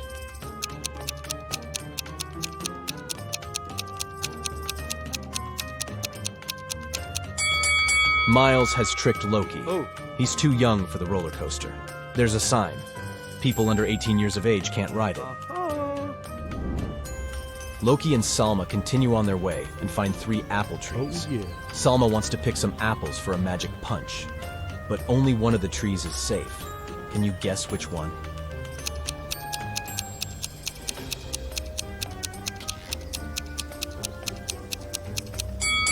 All the footsteps are leading to the first tree, but not a single animal walked away from it, so it probably has some hidden danger. There are some creepy runes on the trunk of the second tree, so it's probably cursed. Therefore, they should choose the third tree. The guys are picking the apples and putting them in Salma's hat, and suddenly they meet someone very curious.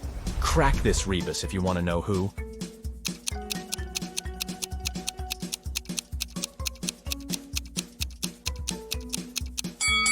A bear. The guys run away from the bear and hide in a cave.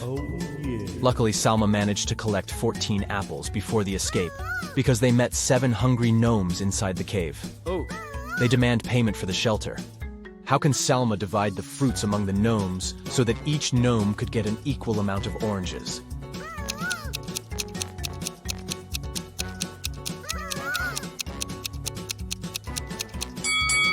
It's impossible because Salma doesn't have any oranges, only apples.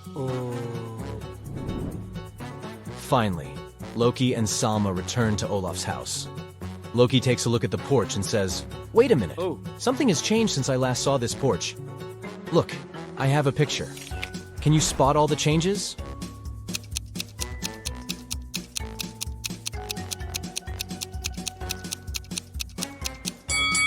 The runes at the door are now reflected.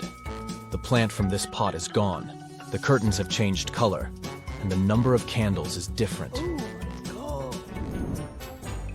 Loki enters the house and finds Olaf unconscious on the floor. Someone put a sleeping spell on him and stole his magic tools. Loki interrogates 3 suspects among Olaf's neighbors. Cassandra says, "I just got home from a pumpkin festival. Everyone can verify my words."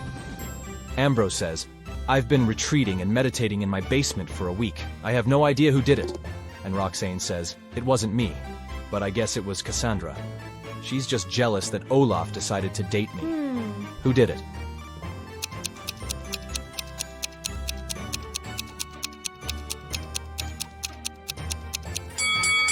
Take a closer look at the witch's cauldron in Ambrose's house. There's an engraving saying Olaf's property, so he's the thief. Ah,